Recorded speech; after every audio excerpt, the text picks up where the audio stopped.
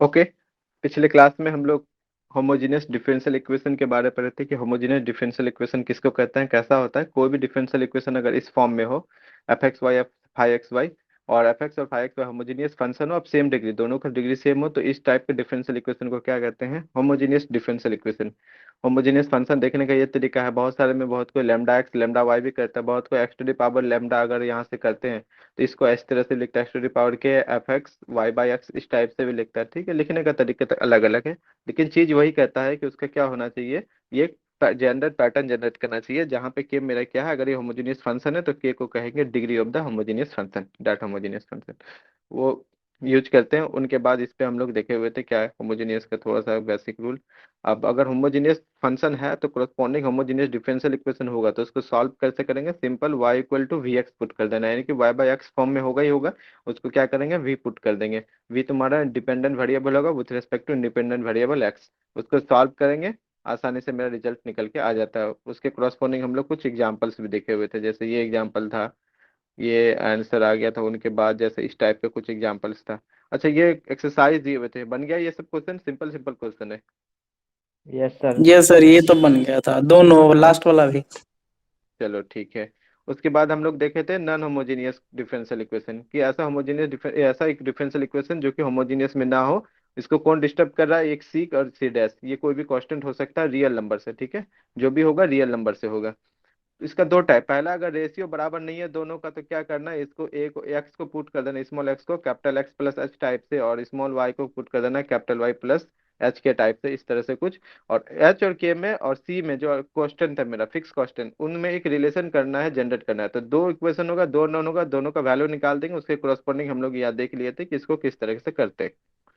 Second time में अगर ratio same हो, तो रेशियो सेम हो तो ये कोई जो भी ये रेशियो होगा, ये हमको किए नाम दिए, ये हम लोग जानते हैं ये कोई फिक्स कांस्टेंट होगा, जो कि हमको ऑलरेडी पता होगा कि यहाँ पे ये कांस्टेंट दिया हुआ होगा, ए और डैश, इन दोनों को डिवाइड करके देख लेंगे के का वैल्यू क्या आता है। तो ये तो एक लिखने का तरीका हो गया, ये डायरेक्टली तुमको यहाँ पे दिख जाएगा, जो भी होगा वो कॉमन ले होगे तो ऊपर में और नीचे में दिख जाएगा कि के का वैल्यू क्या होगा, है ना।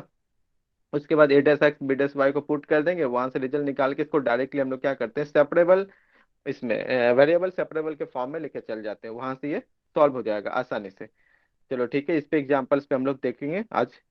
एक क्वेश्चन यहाँ पे हम एक्सरसाइज में नहीं, एक्सरसाइज तो नहीं, इसका सॉल्यूशन ही कर दिए थे कि कैसे हम लोग नॉन होमोजेनियस डिफरेंशियल इक्वेशन को यहाँ पे सॉल्व करते हैं। जस्ट एन एग्जांपल, इस तरह का बहुत सारा एग्जांपल तुमको एक्सरसाइज में मिल जाएगा बुक्स में, बाकी सब तुम लोग ट्राई कर सकती हो, फिर कोई डाउट्स होगा तो फिर बात करेंगे उस पर, लेकिन ऑलमोस्ट ये सारे बन जाएगा। मेन इसमें वर्क करना है किसका, इंटीग्रेशन का। अगर इंटीग्रेशन तुम्हारा अच्छा है तो कहीं भी कोई क्वेश्चन में, मैक्सिमम क्वेश्चन में अभी तक में प्रॉब्लम होगा ही नहीं। अगर इंटीग्रेशन करने में प्रॉब्लम हो रहा है तो वो अलग मैटर है, ठीक है। इनका सॉल्यूशन जैसे मेरा ये आया है, ठीक है, बहुत कुछ हो सकता है कि यहाँ पे तो एलन में यहीं पे v का वैल्यू पुट कर दे और यहीं पे सॉल्यूशन कर दे, तो वो भी सॉल्यूशन उसका सही होगा, बस तरीका सही होना चाहिए, मेथड सही होना चाहिए। ओके, ये भी एक एक्सरसाइज दिए थे आई थिंक, हाँ ये बन गया। Yes sir. Okay. Yes sir. ऐसे भी कौन से टाइप में है, फर्स्ट टाइप में कि सेकंड टाइप में? सेकेंड टाइप में सेकंड टाइप सर। में सर। सेकंड टाइप में सिंपल है, यहाँ पे के का वैल्यू दिख रहा है, अगर यहाँ पे देखो इसको थोड़ा सा अरेंज करते हैं, बन गया होगा, थोड़ा सा हम देख लेते हैं इसे, एक मिनट, जिनसे नहीं बना होगा या थोड़ा सा देख लेते हैं इसका सॉल्यूशन। अगर हम देखें ऊपर में 4x है और नीचे में यहाँ पे 2x है, अगर 2 कॉमन लेंगे तो यहाँ पे 2x प्लस 3y हो जाएगा, जो कि नीचे में दिख रहा है, इसका मतलब यहाँ पे k जो हम एक माने हुए थे वो fix constant k equal to क्या है, यहाँ पे 2 है, तो ऊपर से सीधे सीधे लिख लेते हैं, यहाँ से 2 कॉमन ले लेंगे तो हो जाएगा ये 2x प्लस 3y और प्लस 5, है ना, और नीचे में यहाँ पे थोड़ा सा अरेंज कर देंगे इनको, तो इस तरह से दिख रहा है। अब ये दिख रहा है, अब यहाँ पे सीधे पुट कर दो, 2x प्लस 3y को u पुट कर देते हैं, या t जो भी मानना है, या z मानना है, कोई दिक्कत नहीं है, 2 plus 3 dy by d x equal to d u by d x. यहाँ से हम dy बाई डी एक्स का वैल्यू निकाल सकते हैं। अच्छा, ये dy बाई डी एक्स यहाँ छुट रहा है, okay, dy by d x का वैल्यू यहाँ से कितना निकल जाएगा, 1/3 d u by d x -2।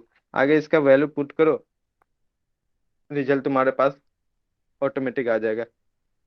देख लेते हैं एक दो step, 1/3 d u by d x -2 equal to हो जाएगा यहाँ पे 2u+5 और बाई u+4, ठीक है ना, आई होप ठीक ही होगा। D u by d x -2 equal to 3 से मल्टीप्लाई कर देंगे 6u और +15 बाई u+4, यहाँ पे 2 माइनस में इधर यहाँ कर देते हैं +2, तो कितना हो गया, d by d x equal to हो गया u+4, यहाँ पे हो गया 6u+15+2u+8। तो इम्प्लाइज इंटीग्रेशन u+4/u है ये, कितना हो गया 8u और +15 23। ठीक है, d u equal to d x ऐसा आ रहा है। और इसको थोड़ा सा अरेंज कर देंगे, अगर 8u है तो यहाँ पे हो जाएगा 1+9/8u+23। देखो सही है कि नहीं, 8u+23 + 9, 1/8। अब ठीक है, बताओ एक्स। Yes sir. ओके, और आगे तुम अगर कर लोगे तो ये हो जाएगा u+9 ln 8u+23/8 हो गया इक्वल टू एक्स। एक्स ले लो प्लस, जो भी है सी, एक्स प्लस सी कर दो यहाँ पे इस तरह से। तो यू का वैल्यू कितना था मेरा, यू कितना पुट किए हुए थे, 2x + 3y। तो 2x + 3y इक्वल टू 9/8। और ये हो गया ln 2x यानी कि 16x +3y 24y +23 equal to 8x + 8। इस तरह से लिख सकते हैं। और कुछ होगा, हाँ सर थोड़ा वहाँ सा इसको इक्वल अरेंज कर कर लेते हैं। प्लस होगा सर। हाँ 2x प्लस अच्छा, थ्री यहाँ वाई पे इक्वल कर प्लस होगा सर। ओके ओके ओके, इसको थोड़ा सा ऑरेंज कर देंगे तो हो जाएगा 3y - 6x। ठीक है, लिख, चलो इतना कर दिए तो इतना काफी है। +24y + 23 इक्वल टू 8c को कोई कांस्टेंट दूसरा ले लेते हैं, C1 ले लेते हैं, अच्छा लगेगा। इतना रख सकते हैं, यहाँ भी रख सकते हैं, ऊपर भी। ये हो गया तुम्हारा आंसर। इसी तरह से ही आया होगा कुछ, where C1 is an arbitrary constant. Okay, दोनों तरह का हम लोग क्वेश्चन देख लिए, या और भी क्वेश्चन देखना चाहोगे तो बुक में मिल जाएगा एक्सरसाइज में, या एक क्वेश्चन ऐसे ही दे देते हैं यहीं पे। जो बुक्स अगर नहीं भी बनाते हो तो इसमें से देख लोगे सॉल्व।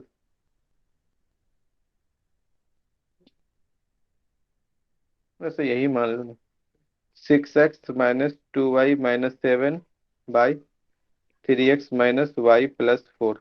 एक क्वेश्चन दूसरा ले लो। दूसरा x + y + 4/x - y - 6। तीसरा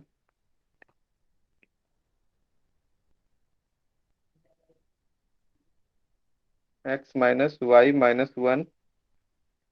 ठीक है, अच्छा यहाँ पे एक चीज है, ये dy/dx कर देते हैं इनको। यहाँ तो कुछ लिखे नहीं है, कहाँ पे दे, dy/dx ले लो इसको। एक मिनट, ये राइट साइड ही लिख देते हैं, कोई दिक्कत नहीं है। ठीक है, इसको, ऊपर में भी राइट साइड कर दीजिए सर। हाँ यहाँ भी छूट रहा था, राइट साइड कर देते हैं। हम सिर्फ क्वेश्चन माइंड में सेट कर रहे हैं, लेकिन डेरिवेटिव को लिख ही नहीं रहे।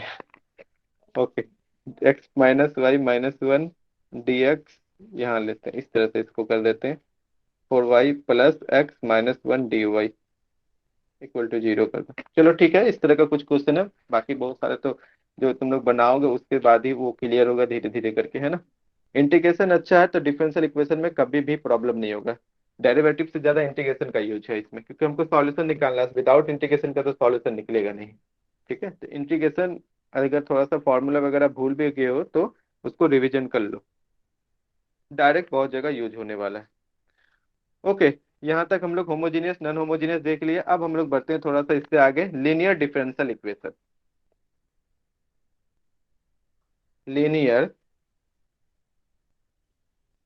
डिफरेंशियल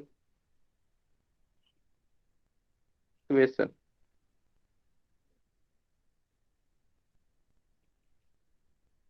ठीक है, लीनियर डिफरेंशियल इक्वेशन कहता है कि कोई भी डिफरेंशियल इक्वेशन होगा, the differential equation of the form, एक खास फॉर्म का होना चाहिए।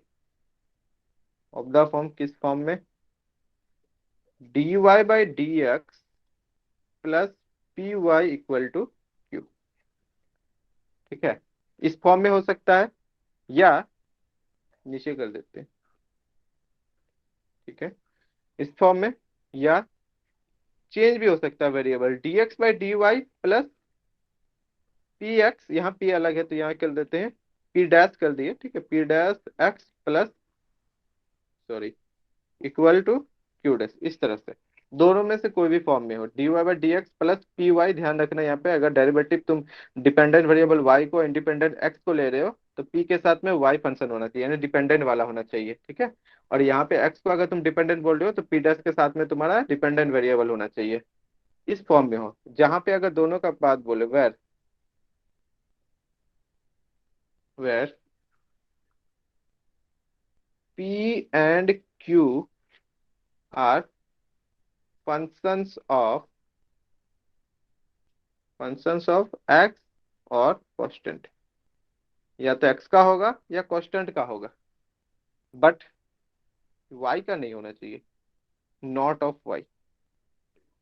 एंड ये तो ये हो गया, और इधर p डैश भी है, p dash and q dash, इस तरह से लिखते हैं, आर फंक्शंस, एक साथ लिख रहे दोनों को, फंक्शंस ऑफ, इस साइड वाला किसका हो जाएगा, y। वाई का फंक्शन हो जाएगा और चाहे कांस्टेंट हो। फंक्शन ऑफ y का या कांस्टेंट का, लेकिन x का नहीं होना चाहिए। एक साथ दोनों को लिख रहे तो थोड़ा सा कंफ्यूज नहीं होना, बट नॉट x, ठीक है। Is said to be, linear differential equation, linear differential equation क्या कहता है, अगर ये इस फॉर्म में है, कोई भी तुम्हारा differential equation dy/dx plus p y equal to q, अगर तुम्हारा डिपेंडेंट वेरिएबल y है तो p और q जो होना चाहिए केवल और केवल x और कांस्टेंट का फंक्शन होना चाहिए, उसके अलावा कुछ भी नहीं होना चाहिए, ठीक है। This is function of fx type से कुछ भी होना चाहिए, या कांस्टेंट 1 2 3 4। अगर तुम्हारा डिपेंडेंट वेरिएबल x को तुम ले रहे हो, कभी कभी ऐसा होगा कि तुम्हारा डिपेंडेंट y है लेकिन उसको ई करके रिसिप्रोकल करके डिपेंडेंट अगर एक्स को लेती हो तो कैलकुलेशन तुम्हारा इजी हो जाएगा, वो पैटर्न दिखेगा इस तरीके से, ठीक है। तो अगर तब तुम्हारा डिपेंडेंट एक्स हो जाएगा, इंडिपेंडेंट वाई हो जाएगा, उस केस में पी डैश और क्यू डैश तुम्हारा फंक्शन ऑफ वाई या कांस्टेंट होना चाहिए, एक्स का नहीं होना चाहिए। तो ये बोलेंगे इसको या इसको क्या, linear differential equation of the form. अगर ये लीनियर डिफरेंशियल इक्वेशन है, चलो ठीक है, इस फॉर्म को बोल रहे तो इसको हम लोग सॉल्व कैसे करेंगे, ठीक है। तो हिट एंड ट्रायल से एक, इसको सॉल्व करने के लिए क्या कहा गया, इसको हमको मेनली क्या काम करना है, इंटीग्रेशन करना है, इसको क्या करना है, इंटीग्रेशन। तो एक फंक्शन है e⁻ integration P x d x, ठीक है। ये फंक्शन से सोच रहा है कि अगर हम इसको इससे मल्टीप्लाई कर दे, कौन सा, इस वाले differential equation e⁻p x dx, अगर हम सिर्फ बोलते हैं इस वाले से, तो कह रहा है कि इसका इंटीग्रेशन आसानी से हो जाएगा। बाद में इसको नाम देंगे हम लोग इंटीग्रेटिंग फैक्टर, एक ऐसा फैक्टर जिसको गिवन डिफरेंशियल इक्वेशन से मल्टीप्लाई करने पे इंटीग्रेशन मेरा। अब हमको क्या करना है, सिंपली इसका इंटीग्रेशन करना है, तो यानी कि इसको हम लोग क्या करते हैं, सबसे पहले एक फंक्शन है e⁻p dx, इससे हम लोग इसको मल्टीप्लाई करेंगे इस गिवन डिफरेंशियल इक्वेशन का जो पैटर्न है। उनके बाद क्या देखते हैं कि इसका इंटीग्रेशन करना आसान हो जाएगा, जिससे हम लोग y इक्वल टू जो भी मेरा सॉल्यूशन है वो निकाल लेंगे। अगर इस फंक्शन जो है e⁻px, इसका एक नाम है जिसको बोलते हैं इंटीग्रेटिंग फैक्टर, ये आगे चल के बोलेंगे, ठीक है। एक ऐसा फैक्टर जिसको गिवन डिफरेंशियल इक्वेशन से मल्टीप्लाई करने में उसका इंटीग्रेशन आसान हो जाता है। इसको जब हम लोग एग्जैक्ट पढ़ेंगे, क्योंकि ये जो डिफरेंशियल लीनियर डिफरेंशियल इक्वेशन है ना, ये एग्जैक्ट डिफरेंशियल इक्वेशन का एक छोटा सा पार्ट है। वहां पे वो क्या बोलेगा कि ऐसा फैक्टर, एक ऐसा इंटीग्रेटिंग फैक्टर, इंटीग्रेटिंग क्यों नाम दे रहे हैं, क्योंकि इस फैक्टर से मल्टीप्लाई करने के बाद कोई भी गिवन डिफरेंशियल इक्वेशन अगर होगा तुम्हारे पास, उसका सॉल्यूशन निकालना आसान हो जाएगा, मीन्स उसका इंटीग्रेशन करना आसान हो जाएगा। एक ऐसा फैक्टर जिसको अगर हम गिवन डिफरेंशियल इक्वेशन में मल्टीप्लाई कर देते हैं तो उसका इंटीग्रेशन करना आसान हो जाता है, उसका हम लोग सॉल्यूशन निकाल सकते हैं, दैट्स वाई इसको नाम देते हैं हम लोग इंटीग्रेटिंग फैक्टर। अच्छा, ये तो हम खुद से ले रहे हैं e⁻p dx, ये आया कैसे, हमको कैसे पता चला कि इस फंक्शन को इसके साथ मल्टीप्लाई करेंगे तो मेरा सॉल्यूशन निकालना आसान हो जाएगा, ये आता है एग्जैक्ट से। एग्जैक्ट यही कहता है ऐसा इंटीग्रेटिंग फैक्टर तो मल्टीप्लाई करो गिवन डिफरेंशियल इक्वेशन में, उसके बाद वो क्या हो जाए, बिकम्स एग्जैक्ट फॉर्म में आ जाए। और एग्जैक्ट फॉर्म में आता है तो वहां से जो सॉल्यूशन निकालते हैं उसके कॉरस्पॉन्डिंग मेरा इंटीग्रेटिंग फैक्टर का ये फॉर्म जो है, जो अभी हम लिख रहे हैं e⁻इंटीग्रेशन p dx, ये निकल के आता है, ठीक है। अभी के लिए हम क्या बोलेंगे तुमको, सपोज करते हैं एक ऐसा फंक्शन e⁻p dx इसको हम मल्टीप्लाई करेंगे यहाँ पे, अब बोलेंगे इसके बाद इसका सॉल्यूशन निकालना आसान हो जाएगा। और उसके बाद हम लोग सॉल्यूशन लिख देंगे और सॉल्यूशन का फॉर्म जो होगा उसको हम लोग यहाँ पे जनरेट करेंगे। लेकिन ये आया कहाँ से, जब हम लोग एग्जैक्ट पढ़ेंगे तो वहां पे फिर ये डेरिवेशन करके इसको निकालेंगे, एग्जैक्ट है, ऐसा इंटीग्रेटिंग फैक्टर है, इसको मल्टीप्लाई मल्टीप्लाई करने पे एग्जैक्ट हो जाता है गिवन डिफरेंशियल इक्वेशन। उनके बाद ये ऐसा टाइप से चीजें निकल के वहां पे सामने आता है, वो पढ़ेंगे इसके बाद, तो फिर आसानी से वहां पे बहुत सारा पॉइंट्स होगा उस पर कॉन्सिडर करेंगे, ठीक है। यहाँ पे हम लोग खुद से एक फंक्शन लेते हैं, मानते हैं कि ऐसा फंक्शन ले रहे हैं, ठीक है। We multiply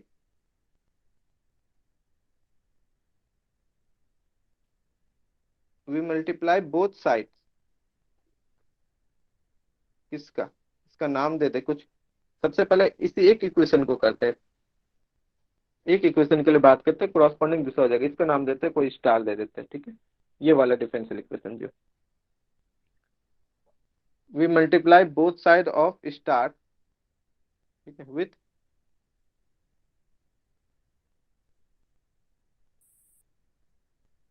integration e to the power p d x, ये खुद से ले रहे हैं। जहां पे मेरा पी जो है वो ऑलरेडी यहाँ पे मेंशन है, ये वाला पी वही है यहाँ पे पी, ठीक है, ये खुद से हम लोग ले रहे हैं। अब अगर मल्टीप्लाई कर दे तब क्या होगा, वी गेट, हमको दिखाओ, e to the power integration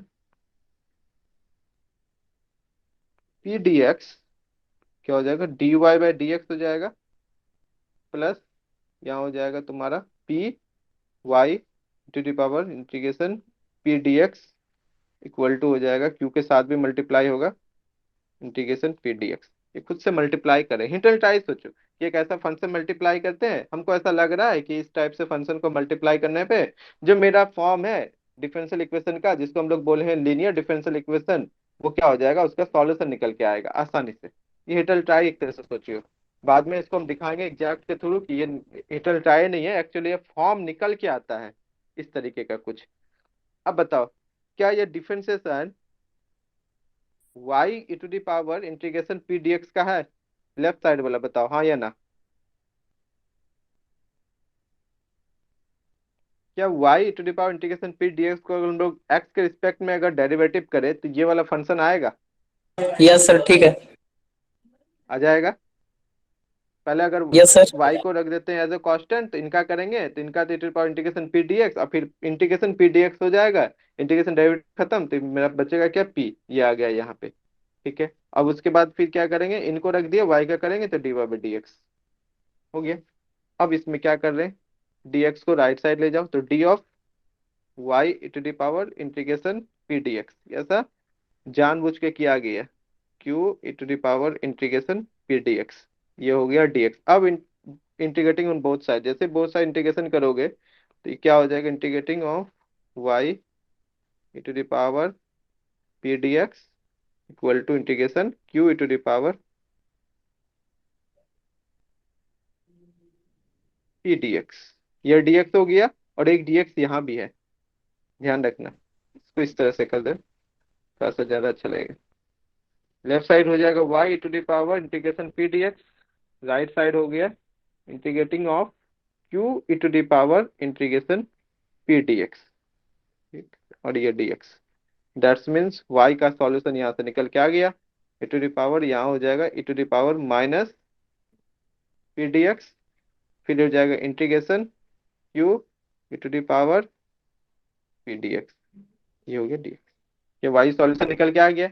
अब मेरे पास p पता होगा तो e to the power p dx हम लोग आसानी से निकाल सकते हैं।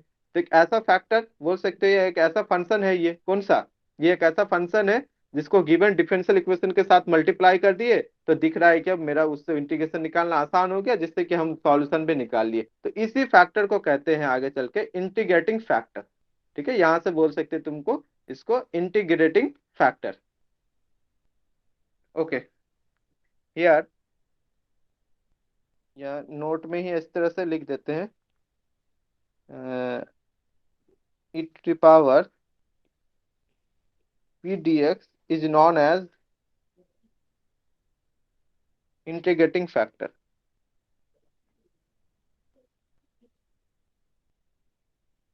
आगे इंटीग्रेटिंग फैक्टर पढ़ने वाले हैं, पूरा का पूरा कैसा निकलता है सब फॉर्म पढ़ेंगे, दैट इज शॉर्ट में बोले तो IF, IF equal to e integration p dx।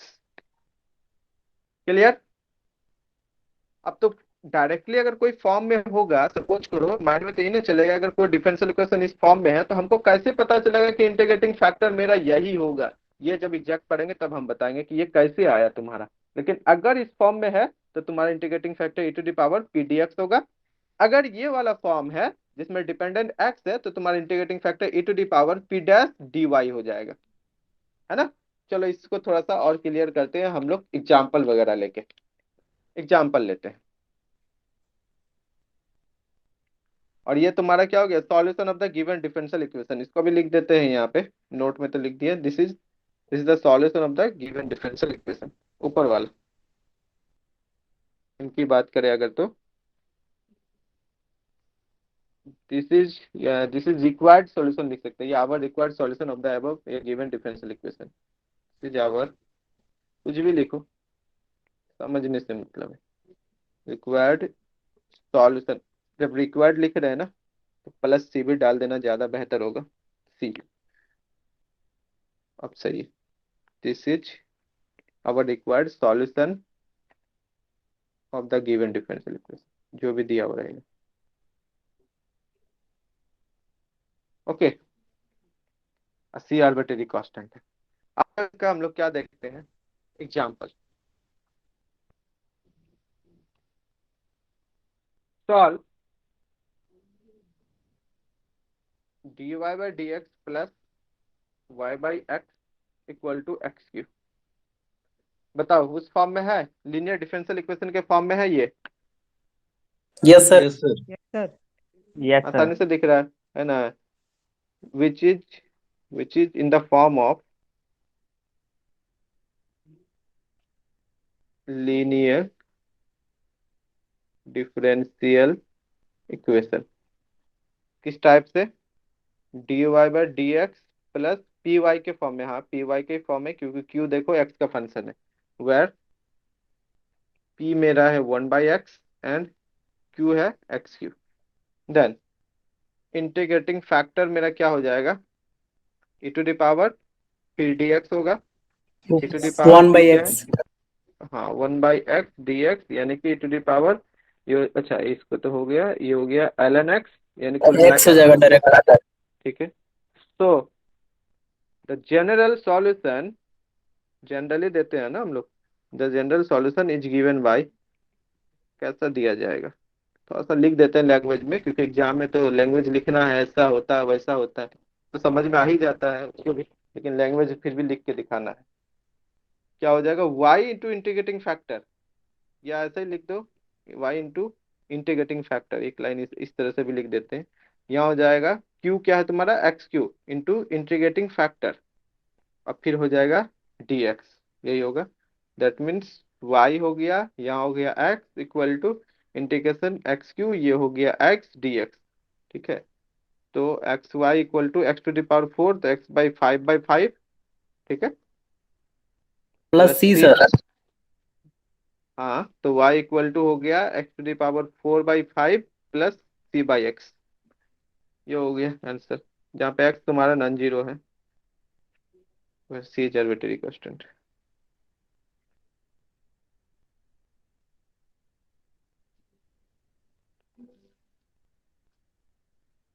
Okay, दूसरा देखते हैं एग्जाम्पल। बहुत सारा एग्जाम्पल है, भरा पड़ा हुआ है। Example 2, solve sine x dy/dx plus 3y equal to cos x. बताओ ये लीनियर डिफरेंशियल इक्वेशन के फॉर्म में है? नो सर, इसको यस डिवाइड सर। करके करेंगे। यस सर है, डिवाइड साइन से डिवाइड कर साइन एक्स से देंगे। डिवाइड अभी करेंगे। नहीं है, लेकिन इसको अरेंज करके हम लोग बना सकते हैं, है ना। डायरेक्टली नहीं दिख रहा है, लेकिन अरेंज करके तो बना ही सकते हैं। Given sine x dy/dx plus 3y equal to cos x. तो यहाँ से आ जाएगा तुम्हारा dy/dx तुम्हारा जाएगा +3y/sin x। चलो इसी को तुम लोग बना दो, cos/sin हो जाएगा ये cot x, है ना। बनाओ, आगे करो।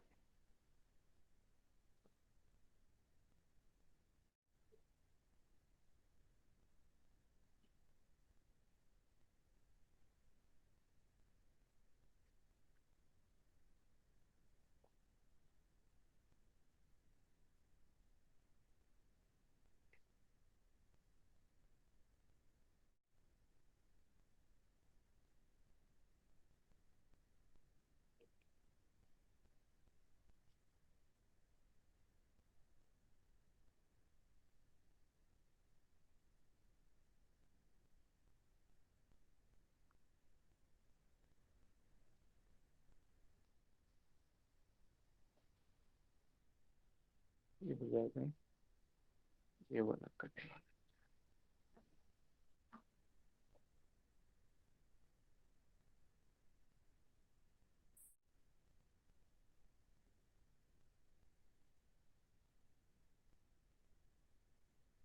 इसका इंटीग्रेशन थोड़ा लेंदी जा रहा है, दूसरा क्या सर? क्योंकि वही इसका हम लोग देख इंटीग्रेटिंग रहे हैं। फैक्टर है ना cos x minus cot x का क्यों आ रहा है सर? अच्छा, वो वाला मत लो, ये वाला ले लो जो हम Then देख रहे हैं, हम भी वही देख tan रहे x हैं। by l n tan tan x वाला by लो 2 ना, आ रहा एलन टेन एक्स है। Yes by sir, to tan x।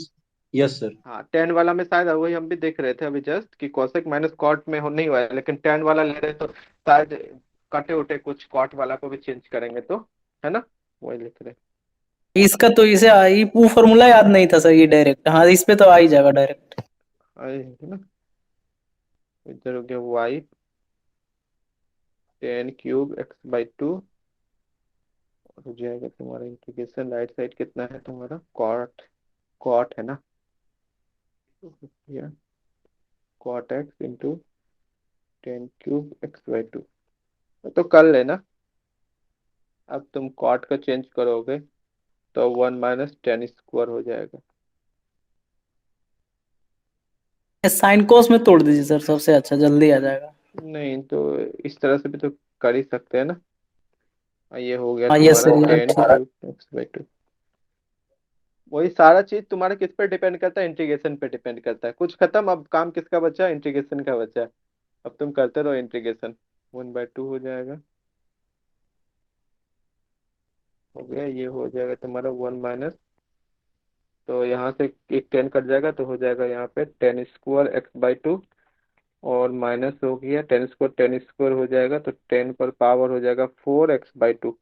अब तो इसका डायरेक्ट बता सकते हो इंटीग्रेशन फॉर्मूला, अगर मैं, चलो छोड़ो हटाओ।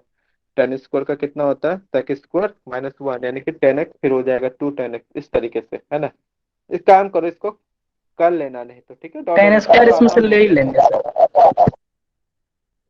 tan² तो वो तो हम डायरेक्ट मल्टीप्लाई कर दे, क्योंकि इसका तो आसान है। ये हो जाएगा sec² x/2 -1, और sec का हो जाएगा यहाँ पे 10x/2, अब इंटू 1/2 हो जाएगा, माइनस हो जाएगा यहाँ पे x, अब 10 यस सर हाँ करोगे तो ठीक फिर है। पुट वहाँ पे sec² x/2 -1 हो जाएगा, फिर यहाँ पे 10 कर देंगे, फिर पुट कर देंगे 10x को, ऐसा कुछ करके हो जाएगा ना।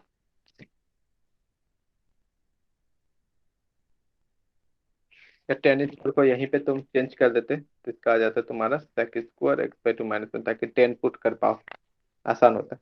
जो भी हो, इसको हम यहाँ पे छोड़ रहे हैं, ठीक है। आगे तुम लोग वहाँ कुछ जगह छोड़ देना, ऐसे बाद में देख लेना इसके आंसर क्या आएगा, बता देना हमको, फिर कल देख लेंगे आगे, नहीं तो बढ़ते हैं। ये सिर्फ कैलकुलेशन की बात है, इसीलिए ये करना है। तो किसी का अगर सॉल्यूशन आया है अभी तक तो बता दो। ये तो आ जाएगा तुम्हारा 1/2।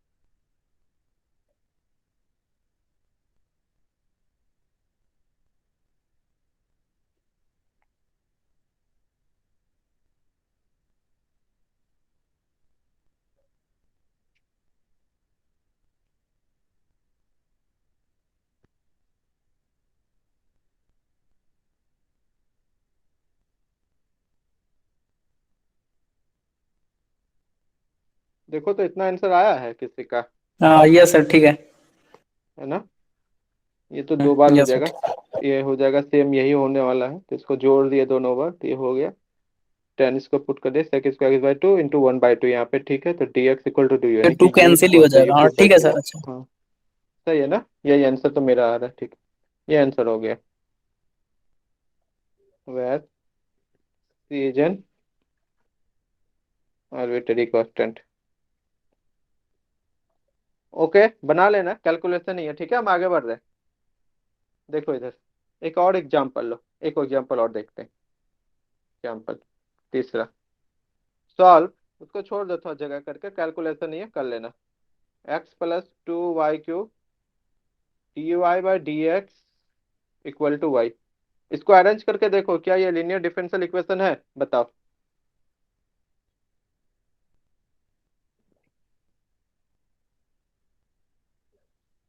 एक थोड़ा सा बोल सकते हो, जो ऊपर सर, वाला है ना। dx अपन dy हाँ से मल्टीप्लाई कर देंगे फिर। हाँ, शायद वहां से आ जाएगा ना। सर उससे आ ही जाएगा। हाँ तो एक चीज और बता रहे हैं ताकि थोड़ा सा याद रहे, जैसे ये डिफरेंशियल इक्वेशन, इसको ये तो लीनियर है, linear differential equation in y बोल सकती हो। इन वाई मतलब वाई तुम्हारा डिपेंडेंट वेरिएबल है ना, इस तरीके से बोल सकती हो। ये वाला भी तुम्हारा लीनियर डिफरेंशियल इक्वेशन किसमें, इन वाई में। इन द सेंस तुम खुद से याद रखोगे, इन वाई कहने का मतलब ये हो गया कि वाई पे तुम्हारा ये फंक्शन है, वाई तुम्हारा यहाँ पे डिपेंडेंट वेरिएबल का वर्क कर रहा है, ठीक है।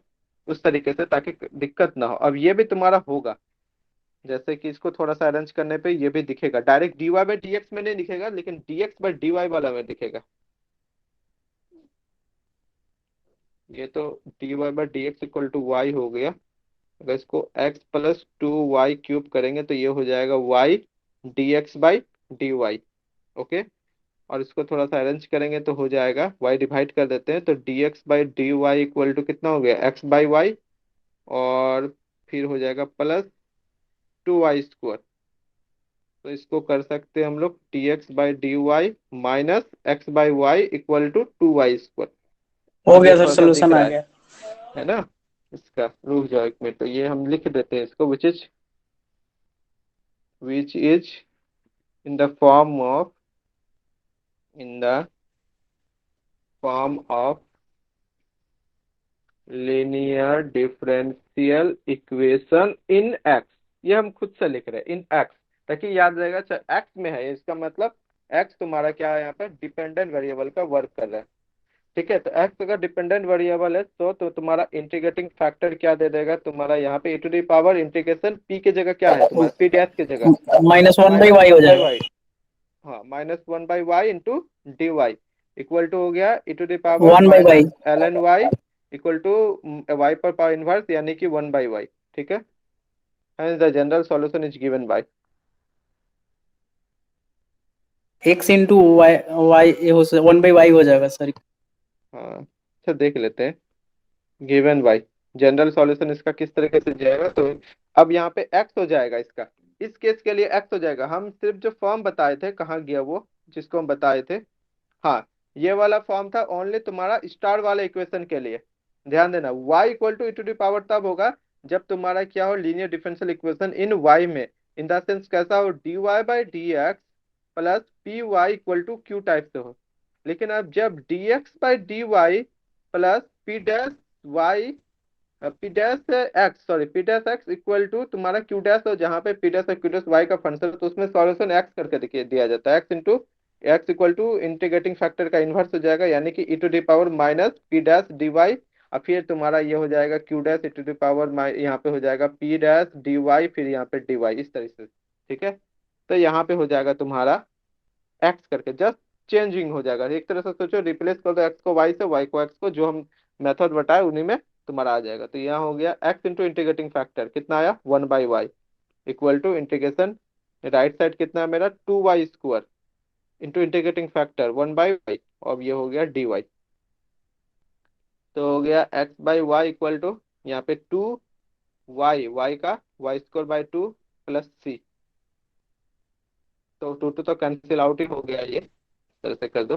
x इक्वल टू हो जाएगा y³ प्लस cy। हाँ तो x इक्वल टू हो जाएगा y³ प्लस cy, ये आंसर हो गया। Where C is an arbitrary constant। ठीक है, ओके। थोड़ा सा यहाँ पे जगह है, उस सॉल्यूशन को भी लिख देते तो सही रहता। किसके लिए? फोर डबल स्टार इसको नाम देते, ये स्टार डबल स्टार, तो यहाँ लिख देते हैं उनको इस जगह पे, general solution for double star, general solution for double star जो भर इक्वेशन है, क्या दिया जाएगा? ये हो जाएगा x into integrating factor, multiply कर रहे हैं यहीं पे, तो हो जाएगा e to the power integration, इसमें क्या पी डैश है ना, p dash d y, p dash d y is equal to, ये हो जाएगा क्यू डैश, हाँ क्यू डैश, और फिर हो जाएगा e to the power integration p dash d y पूरे पे डी वाई, और हो जाएगा प्लस सी। ये हो जाएगा तुम्हारा किसके लिए? डबल स्टार के लिए तुम्हारा जनरल सोल्यूशन, जब तुम्हारा लीनियर डिफरेंशियल इक्वेशन किस में हो? एक्स में हो। सही है ना? सही है, ओके। और भी एग्जाम्पल देखते हैं, क्योंकि दोनों फॉर्म में इसमें एग्जाम्पल अच्छा खासा देख लेते हैं, ताकि फिर आगे हमको दिक्कत नहीं होगा। ये तुम लोग बनाना, जिससे हो जाएगा हाँ या ना सिर्फ करना, ठीक है?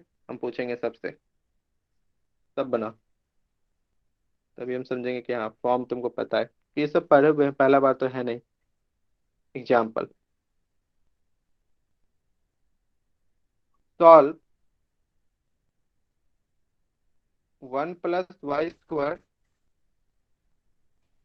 X minus a to the power minus tan inverse Y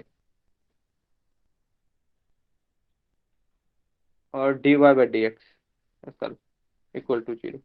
बताओ ये लीनियर है? अगर है तो किस फॉर्म में है? इन वाई में है कि इन एक्स में है? और इंटीग्रेटिंग फैक्टर बताओ, और उसके बाद फाइनल में हमको सॉल्यूशन दो। शुरू हो जाओ, सब पूछेंगे हम ये, ठीक है?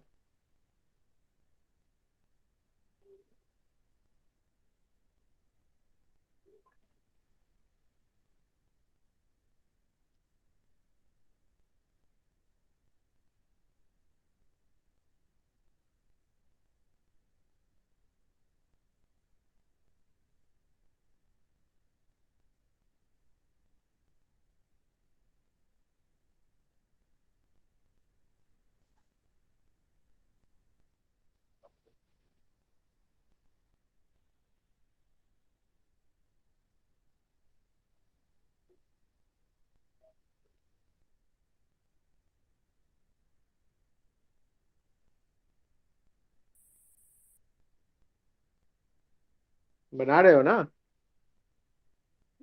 यस सर, बना रहे ओके ओके। इंटीग्रेटिंग फैक्टर जब तक किसी का अगर निकल जाएगा तो हाँ ना बता देना। सॉल्यूशन, हैं। इंटीग्रेटिंग फैक्टर निकल गया सर। ओके ठीक है, आगे बनाओ।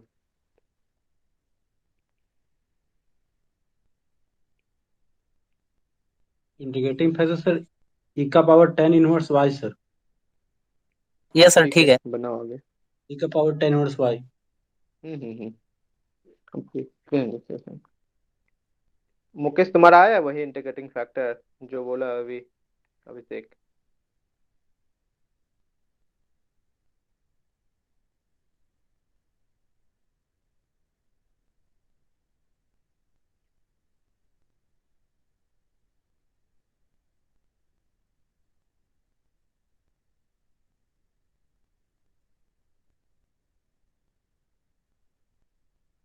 बन गया सर। ओके ठीक है, बाकी से पूछते हैं। एक भी क्वेश्चन खुद से बना लोगे तो एक बनाओ, दो बनाओ या 20 बनाओ, बात ही वही है। अगर समझ में नहीं आया तो मतलब एक भी नहीं बनेगा।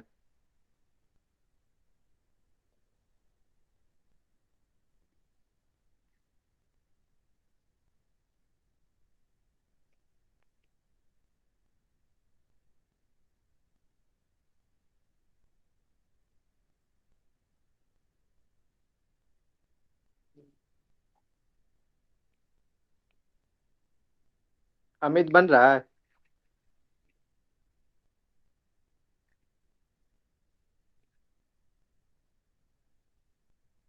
तो बनाने में ज्यादा ध्यान है। अच्छी बात। और किसी से आया अभी तक आंसर? यस सर, हो गया। ठीक है, तुम्हारा हुआ उनका हुआ, उनके अलावे और या प्रोसेस में है?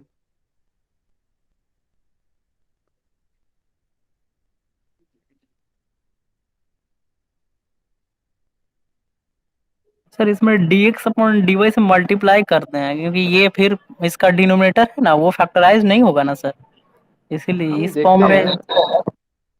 ठीक है, वो तो हम बाकी से तो पूछेंगे भी ना, वो पूछ रहे थे जवाब नहीं आ रहा। मिथलेश बन रहा है? Yes sir. ठीक है, चंदन? कर रहे हैं सर। तो करो। एक और चंदन है, दो चंदन है, एक और चंदन कुमार कांति। Yes sir. समझ में आ रहा है कि नहीं तुमको?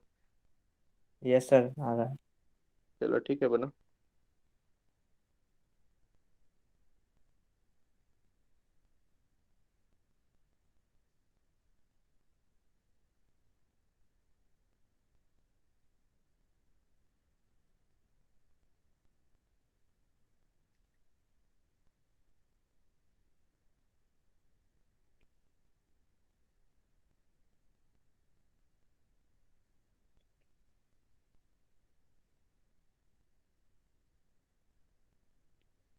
अरेंज करना है, सबसे पहला बात तो अरेंज करना है, जिससे अभी प्रोसेस में उनके लिए बोल रहे हैं कि किस में अरेंज करें, डीएक्स बाय डीवाई वाला में कि डीवाई बाय डीएक्स में अरेंज करना है, लीनियर किस में करें, इन एक्स में कि इन वाई में। जैसे एक बार अरेंज कर लोगे तो फिर समझ में आ जाएगा कि हाँ ये लीनियर डिफरेंशियल इक्वेशन के फॉर्म में है, और इसको हम लोग आसानी से बना सकते हैं, है ना। अभी तक हम लोग जितना भी पढ़े सब उतना ही एग्जाम्पल दे रहे हैं, जिसका जिसका हम लोग पढ़े, होमोजेनियस, वेरिएबल सेपरेबल, लिनियर। आगे धीरे धीरे बढ़ते जाएगा, तुम्हारे पास फॉर्म की संख्या भी बढ़ते जाएगा, तब तुम्हारे पास कंफ्यूजन भी बढ़ते जाएगा कि कौन सा फॉर्म से हम ट्राई करें कि हो जाए। पता चला वो तुम्हारा होमोजीनियस में, और तुम लिनियर बनाने का प्रयास कर रहे हो तो गड़बड़ हो जाएगा। पता चला वेरिएबल सेपरेबल आसानी से हो जाएगा, तुम होमोजीनियस में लेके जा रहे हो, पुश कर रहे हो, तो भी गड़बड़ हो जाएगा। तभी तो बहुत कम ही फॉर्म है, तुमको पता है चारों में से एक होगा, कोई भी फटाक से यूज करो। लिनियर में एक्स में होगा, वाई में होगा, देखो। तो सबसे बात ये है, धीरे धीरे करके आगे बढ़ेगा तो तुमको अपने माइंड में एक सेट करना पड़ेगा पैटर्न, सबका अलग अलग पैटर्न हो सकता है। इस तरीके से होगा तो हम इसको इस तरीके से करते हैं। कोई जरूरी नहीं है एक ही को मेथड होगा, नहीं, सबका अलग अलग हो सकता है, सब अपने तरीके से सोच सकता है कि अच्छा होमोजीनियस के लिए ये चीज, होमोजीनियस फंक्शन है कि नहीं, फटाक से चेक कर लो, नहीं है छोड़ो, होमोजीनियस में नहीं जाएंगे। जब होमोजीनियस में नहीं है तो नॉन होमोजीनियस सोचना ही नहीं है ना। क्योंकि नॉन होमोजीनियस को भी हम लोग कैसे सॉल्व करते हैं, वापस फिर रिड्यूस करके होमोजीनियस में करते हैं। उसके बाद फिर दूसरा देखो, अच्छा वेरिएबल सेपरेबल में एक्स वाई फंस रहा है या कुछ, छोड़ दो उसको, फिर लीनियर में देखो कि हाँ लीनियर में एक्स में वाई में हो रहा है कि नहीं हो रहा है, फिर हम लोग आगे बढ़ेंगे धीरे धीरे करके। सलाउद्दीन बन रहा है?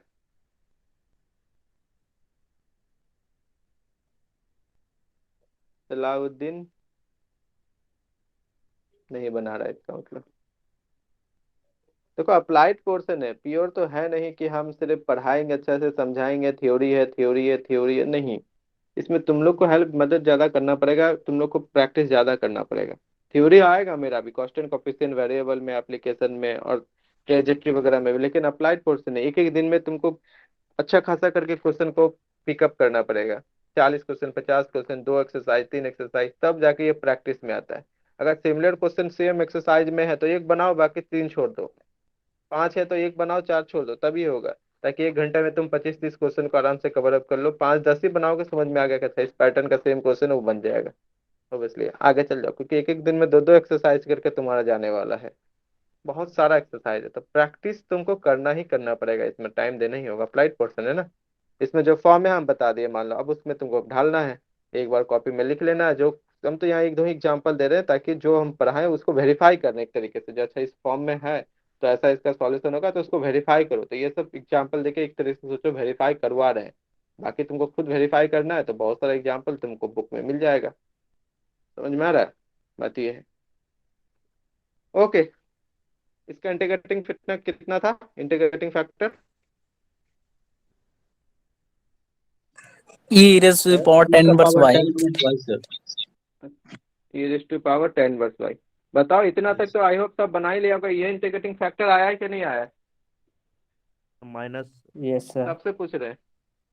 Yes sir. सर ये बन सर गया। आ गया है। ठीक है, आया है ना? सर आ गया। सुभाष, तुम लोग बना रहे हो कि थोड़ा प्रॉब्लम है तो पूछ सकते हो अलग से भी, कोई दिक्कत नहीं है। या बेसिक से प्रॉब्लम इंटीग्रेशन में तो इंटीग्रेशन का फॉर्मूला वगैरह देखो।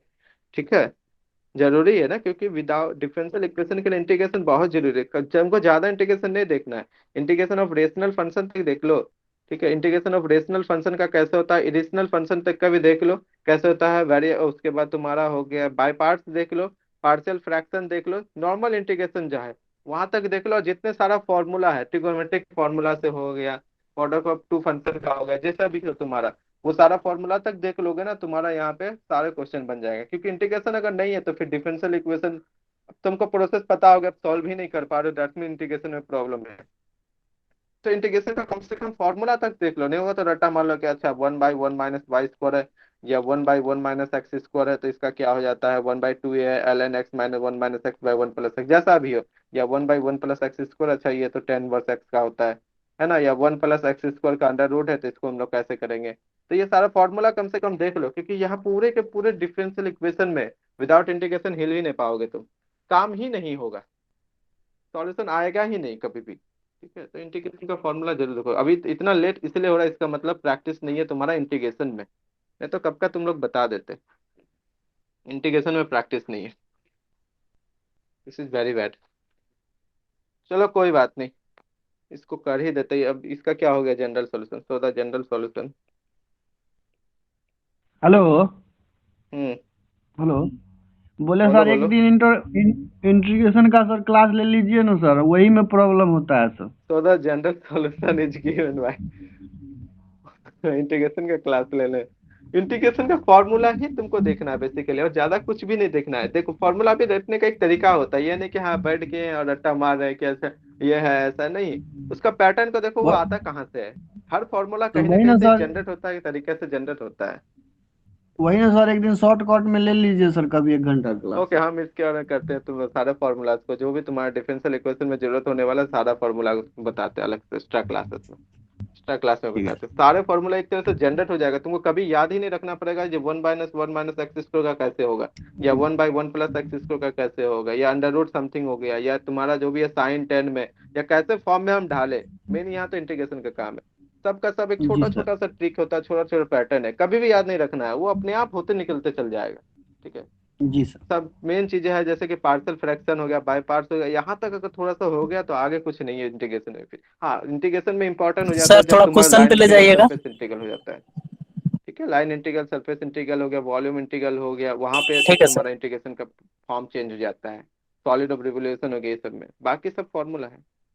क्या हुआ, ठीक है, देख लेते हैं जनरल सॉल्यूशन क्या दिया जाएगा, हमको भी देखना है। ये हो गया तुम्हारा y इंटू इंटीग्रेटिंग, अच्छा एक्स में है तो हो सर गया माइनस एक्स छूट इंटू गया सर। Integrating factor. तो ये हो गया tan−1y। और तुम्हारा राइट साइड में क्या है यहाँ पे, ये वाला का ये है, इसको लिख देते हैं। ये बताने जब छापोगे तो लिखने का आदत होता है ना जनरली। यहाँ पे हम लोग क्या करते हैं, इतना लिखते हैं, धीरे धीरे जैसे आगे बढ़ोगे ना, कॉलेज वगैरह में जाओगे, एमएससी करोगे, इतना थोड़ी लिखाएगा, वो आएगा सिर्फ लेक्चर देगा। अगर तुम एक झपकी भी ले लिए तुमको पता ही नहीं चलेगा जब कहाँ पे हैं हम, मैथ के क्लास में है कि कहाँ पे हैं, बस खाली सुन रहोगे। तो वहाँ लिखता बहुत कम है। कुछ कुछ प्रोफेसर तो ऐसा होता है पूरे 1 घंटे का क्लास ले लेता है, 1 आवर का, और मात्र 2 लाइन या 3 लाइन लिखा, बस खत्म, पूरा बोर्ड वैसे ही खाली है। बस वो सिर्फ बोल रहा है, तुम समझ रहे हो तो नोट करो, नहीं समझ रहे हो तो उड़ गया। एक क्लास छोटा था, दूसरा क्लास तो तुमको समझ में ही नहीं आएगा कि क्या चल रहा है, लगेगा फिलोसफी का लेक्चर चल रहा है। ऐसा भी होता है। तो वो तरीका आएगा कहाँ से, ठीक है, वो चीज समझने का आएगा कैसे, वो अगर तुमको लिखने का आदत रहेगा ना ज्यादा, हर चीज को लिख लिख के छोटा छोटा फॉर्म को लिख लिख के, तो फिर तुम आगे चल के दिक्कत होगा। तो अभी से ट्राई करो, हम देखते हो प्रॉपर वे से नहीं लिखाते हैं, प्रॉपर वे से देख रहे हो कि फॉर्म लिखा रहे, ये लिखा रहे, अच्छा ऐसा लिखो, फिर भी हम लिखा देते हैं, लेकिन बहुत जगह हम शॉर्टकट मारते हैं, बहुत जगह रफ करते हैं। इन द सेंस तुम खुद अगर समझ गए हो तो तुम अपने अकॉर्डिंग उस लैंग्वेज को अरेंज कर सकते हो। ठीक है, प्रॉपर वे से नहीं लिखाने का, प्रॉपर वे से तो बुक में लिखा हुआ है, ये देख सकते हो, आसान से दिख जाएगा, बहुत सारा चीजें हैं प्रॉपर वे में, स्टेप बाय स्टेप वो बुक में देता है। हम क्या करें, थोड़ा सा यहाँ रफ कर, अब जैसे इसी पैटर्न को था, यहाँ पे कहाँ गया, इसमें हम एक को बताए कि स्टार के लिए सॉल्यूशन होगा, सिमिलरली फिर हम पूरा इसके लिए भी हम सॉल्यूशन लिख सकते थे कि सेम पैटर्न होगा, सेम यहाँ पे इंटीग्रेटिंग फैक्टर होगा। तो हम उसको नहीं किए, क्या किए, एक तो बता दिए कि ऐसा होगा, तब ऐसा ही होगा तो बस जस्ट एक्स की जगह अगर तुम एक्स और वाई में क्या कर दोगे, रिप्लेस कर दोगे, इंटरचेंजिंग कर दोगे, तो तुम्हारा जो वाई वाला इंटीग्रेशन जो होगा, तुम्हारा लीनियर डिफरेंशियल इक्वेशन इन एक्स वाला का सॉल्यूशन क्या होगा, यही वाला हो जाएगा। सेम टू सेम, तो प्रॉपर वे तो किए नहीं। अगर तुम चाहो तो पहले इसके लिए लिखो, इसको छोड़ देना, इसको छोड़ देना, कॉपी में उतारोगे तो इसको ले लिखना, इसके लिए जो जो यहाँ लैंग्वेज है उसको लिख लो, फिर वापस टाइप 1 टाइप 2 कर सकती हो। अगर टाइप 1 ये लो, इस तरह से कर सकते हो। टाइप 1 किसका टाइप, लीनियर डिफरेंशियल इक्वेशन का, कौन सा, अगर इस टाइप का हो तो इसका सॉल्यूशन कैसे दिया जाएगा, इसके तरीके से ऐसा सॉल्यूशन होगा यहाँ पे। फिर लिख दो ना टाइप 2, सेकंड टाइप में क्या, अगर लीनियर डिफरेंशियल इक्वेशन इस फॉर्म में हो तो कैसा उसका सॉल्यूशन होगा, पूरा प्रोसेस करके इसी तरीके से निकाल के तुम्हारा सॉल्यूशन ये आएगा, इस तरीके से आएगा। तो ये हम क्या किए, एक तरह से रफ कर दिए। तुमको अगर समझ में आ गया कि हाँ इस टाइप से ऐसा होता है तो उसका ऐसा होता है, तो तुम अपना लैंग्वेज खुद लिख सकते हो। ऐसा ही ट्राई करना है। अगर तुम एक तरह से खुद धीरे धीरे अभी से ही सीख जाओगे ना लैंग्वेज लिखना, आगे प्रॉब्लम नहीं होगा। कोई भी फील्ड में हो, तुम एमएससी करो ना करो कोई फर्क नहीं पड़ता है। तुम अगर मान लो आगे चल के यूपीएससी या बीपीएससी कुछ भी एक स्टैंडर्ड इंटरनेशनल या नेशनल तुम एग्जाम देने वाले रहोगे ना, इतना नहीं लिखाएगा, कोई भी नहीं लिखाएगा इतना, अप्लाइड पोर्शन तो लिखाएगा ही नहीं। तो तुमको लगेगा पता नहीं क्या पढ़े नहीं पढ़े, पूरा चैप्टर खत्म हो गया, ऐसा लगेगा, फील होगा। तो अभी से आदत डालो खुद से समझने का। अगर प्रॉब्लम होता है तो एक बार लेक्चर्स को फिर देखो, कभी कभी अगर हम फास्ट बोलते हैं तो थोड़ा सा स्लो करके या करके देखो कि हाँ कहाँ पे कितना कुछ बोल दिए या कुछ निकल गया। ठीक है, क्योंकि हमको भी ये प्रॉब्लम आया था, फेस किए हैं हम भी, बहुत अच्छा खासा फेस किए हैं। हमको तो पता ही नहीं था कि कैसे करना है। इवन अवनीश सर को भी पता नहीं था कि कैसे सीखना है। स्टार्टिंग में तो सीखने में और माहौल देखने में ही खत्म हो गई, बहुत दिक्कत हुआ। तो नहीं चाहते हैं वैसा हो। तब धीरे धीरे खुद से एक्सपीरियंस से पता चला, अच्छा ये चीज रूम से ही करके आना है। अब प्रोफेसर से पूछेंगे तब ना, जब हमको बेसिक नॉलेज भी होगा। सर यहाँ नहीं पता समझ, अब प्रोफेसर से पूछेंगे सर 1+1 क्या होता है, तो हंसेगा नहीं सर, है कि नहीं। तो यहाँ का बेसिक अगर कमजोर है तो वहां फंसोगा। एक बार फंसे तो बस भूल जाओगे प्रोफेसर से पूछ पाओगे, तब तो दोस्तों से सिर्फ पूछना पड़ेगा। क्योंकि जैसे ही तुम उनसे पूछोगे ना, सीधे वो उससे पहले का बेसिक से 3 क्वेश्चन तुमको दाग देगा कि अच्छा ये ना पूछ रहे हो, ठीक है इससे पीछे का चीज बताओ जो तुमको पता है, तब हम आगे का बताएंगे। ऐसा नहीं है कि नहीं बताएगा, बताएगा, हर चीज पता होता है वो लोग को। तो चेहरा देखते ही समझ जाता है कि कौन कितना पढ़ के आया है तुरंत। तो वही बात होता है, बताएगा जरूर लेकिन डर रहता है एक, समझ रहे हो। तो तरीका सीखना है कि हाँ क्या तरीका है, एकदम ध्यान से देखना है। क्लास में अप्लाइड है फिर भी ध्यान से देखना है कि अच्छा ऐसा कर रहे हैं, ठीक है ऐसा है, नहीं समझ में आया तो बोल दो कि सर नहीं समझ में आया, एक बार फिर बता देंगे अच्छे तरीके से। और कुछ भी नहीं है इसमें। और जो हम रफ कर रहे हैं उस रफ को अरेंजमेंट करके लिखो, ट्राई करो लिखने का। बहुत जगह हम और भी रफ करेंगे, रफ ही नहीं निकाल देंगे पूरा क्लास। ठीक है, लगेगा कि रफ किए हैं, प्रॉपर वे से जरूरी नहीं है। अब पोथा बनाने से क्या होगा, क्योंकि हम ये सब एक्सपीरियंस किए हैं। मेरे पास भी पोथा बना बना के भर दिए थे, लेकिन बाद में पता चला कोई काम नहीं है, वैसे ही पड़ा हुआ रहेगा। जब पता चला कि अंदर तो खोखला भरा हुआ, दिक्कत हुआ, बहुत दिक्कत हुआ। पोथा बना हुआ है मेरा, ये सारा जितना क्वेश्चन है ना पूरा लालजी का हम सॉल्यूशन किए हुए थे, पूरा का पूरा लालजी का सॉल्यूशन करके अभी भी कॉपी रखा हुआ है। लेकिन वो सिर्फ बना के सॉल्यूशन रख दिया, putting the value getting the answer, लेकिन उससे जो नॉलेज हमको लेना था हम सीख ही नहीं पाए थे जब तक ग्रेजुएशन में थे। जब आगे बढ़े, क्योंकि वो एक्चुअली मेरे को उतना उस तरह से सिखाने वाला नहीं था कि इससे क्या क्या ऑब्जर्वेशन निकल सकता है या सीख सकते हो। समझ में आ रहा है। जब आगे बढ़े तब दोस्त दोस्त से ही मतलब सीखे, तब जाके धीरे धीरे at the in third semester fourth semester में जाके हिम्मत होता था प्रोफेसर से कुछ पूछ पाए, या जब प्रोजेक्ट मेरा था उनसे कुछ पूछ पाए। क्योंकि जो मेरा प्रोजेक्ट था आईआईटी दिल्ली में, जो टीचर था आईआईटी दिल्ली के मैथमेटिक्स का एकदम बेस्ट टीचर था, खास करके प्योर मैथमेटिक्स में। 3 बार गेट टॉप, 2 बार गेट टॉपर था, नेट टॉपर था, 2012 में है टॉपर था, और उससे पहले का है। और इतना साउथ का था, इतना टनाटन उसका आवाज था ना कि अगर क्लास में क्लास लेता है तो 200-250 का सीट है तो पूरा लेक्चर हॉल गूंजता है उनका आवाज। बहुत क्लियर और शार्प, अब बहुत ही ज्यादा मतलब टैलेंट था उसको। अंदर में मेरा प्रोजेक्ट गिर गया था, एकदम फंस गए थे हम बुरी तरह से, लेकिन फंसे नहीं। वो जो हमको सिखा दिया ना वो अभी भी काम आता है। तो वही चीज होता है, उनके अंदर कोई प्रोजेक्ट लेने से डरता था। विश्वनाथन वेदु नाम है उनका। तो वही बात है, लेकिन जो सिखाया वो हमको, एक दिन तो इसमें उसके कैबिन में रुला दिया था, तो ऐसा भी मोमेंट आया है। ठीक है, उसके कैबिन के बगल में जाने से मेरा हाथ पैर कांपता था, क्योंकि इतना डर था, माहौल था वैसा डर का। तो रीजन ये नहीं है, डर इसलिए था क्योंकि हमको बेसिक नहीं पता था। जैसे ही हम कुछ छोटा सा क्वेश्चन में भी पहुंचे ना, जब प्रोजेक्ट को प्रेजेंट करने के लिए उनके कैबिन में, ठीक है, तो उससे पिछला वो हमको 2-3 क्वेश्चन पूछ लेता था। और एक्सपेक्ट ही हम नहीं करते थे कि ऐसा क्वेश्चन हमसे वो पूछ लेगा कि ये सब भी पढ़ना है। एक्सेप्ट ही नहीं करते थे। पता चला अब वहां अटक गए हैं, और जब तक हम अटके हुए बोर्ड में तब तक ना वो कैबिन से जाता है ना हमको वहां से निकलने देता है। यानी गए थे आधा घंटे के लिए, 2.5-3 घंटा तक खड़ा होना रहता था। जब तक तो ऐसा भी मोमेंट आता है तब लगता था मतलब बेसिक तो घंटा यहाँ पे कुछ नहीं पड़ के आए। तो वो आएगा, जरूर आएगा। तो थोड़ा सा कम से कम अगर सीख के जाओगे ना अच्छा रहेगा। ध्यान से सुनना है कि हम बोल क्या रहे हैं, और ध्यान से जो रफ कर रहे हैं उनको समझना है कि अगर रफ हम मान लो ये भूल गए, सपोज करो मेरे पास कॉपी नहीं है अभी तुरंत, या अपडेट नहीं हुआ, लेकिन तुमको एक्सरसाइज बनाना है, तो जो हम यहाँ पर आए थे तरीका, उसको अगर थोड़ा सा भी माइंड में अभी अरेंज हो जाएगा ना, कुछ हद तक भी अरेंज हो जाएगा, तो तुम क्वेश्चन देख के सोच सकते हो कि शायद ऐसा ऐसा किए थे, कि शायद ऐसा किए थे।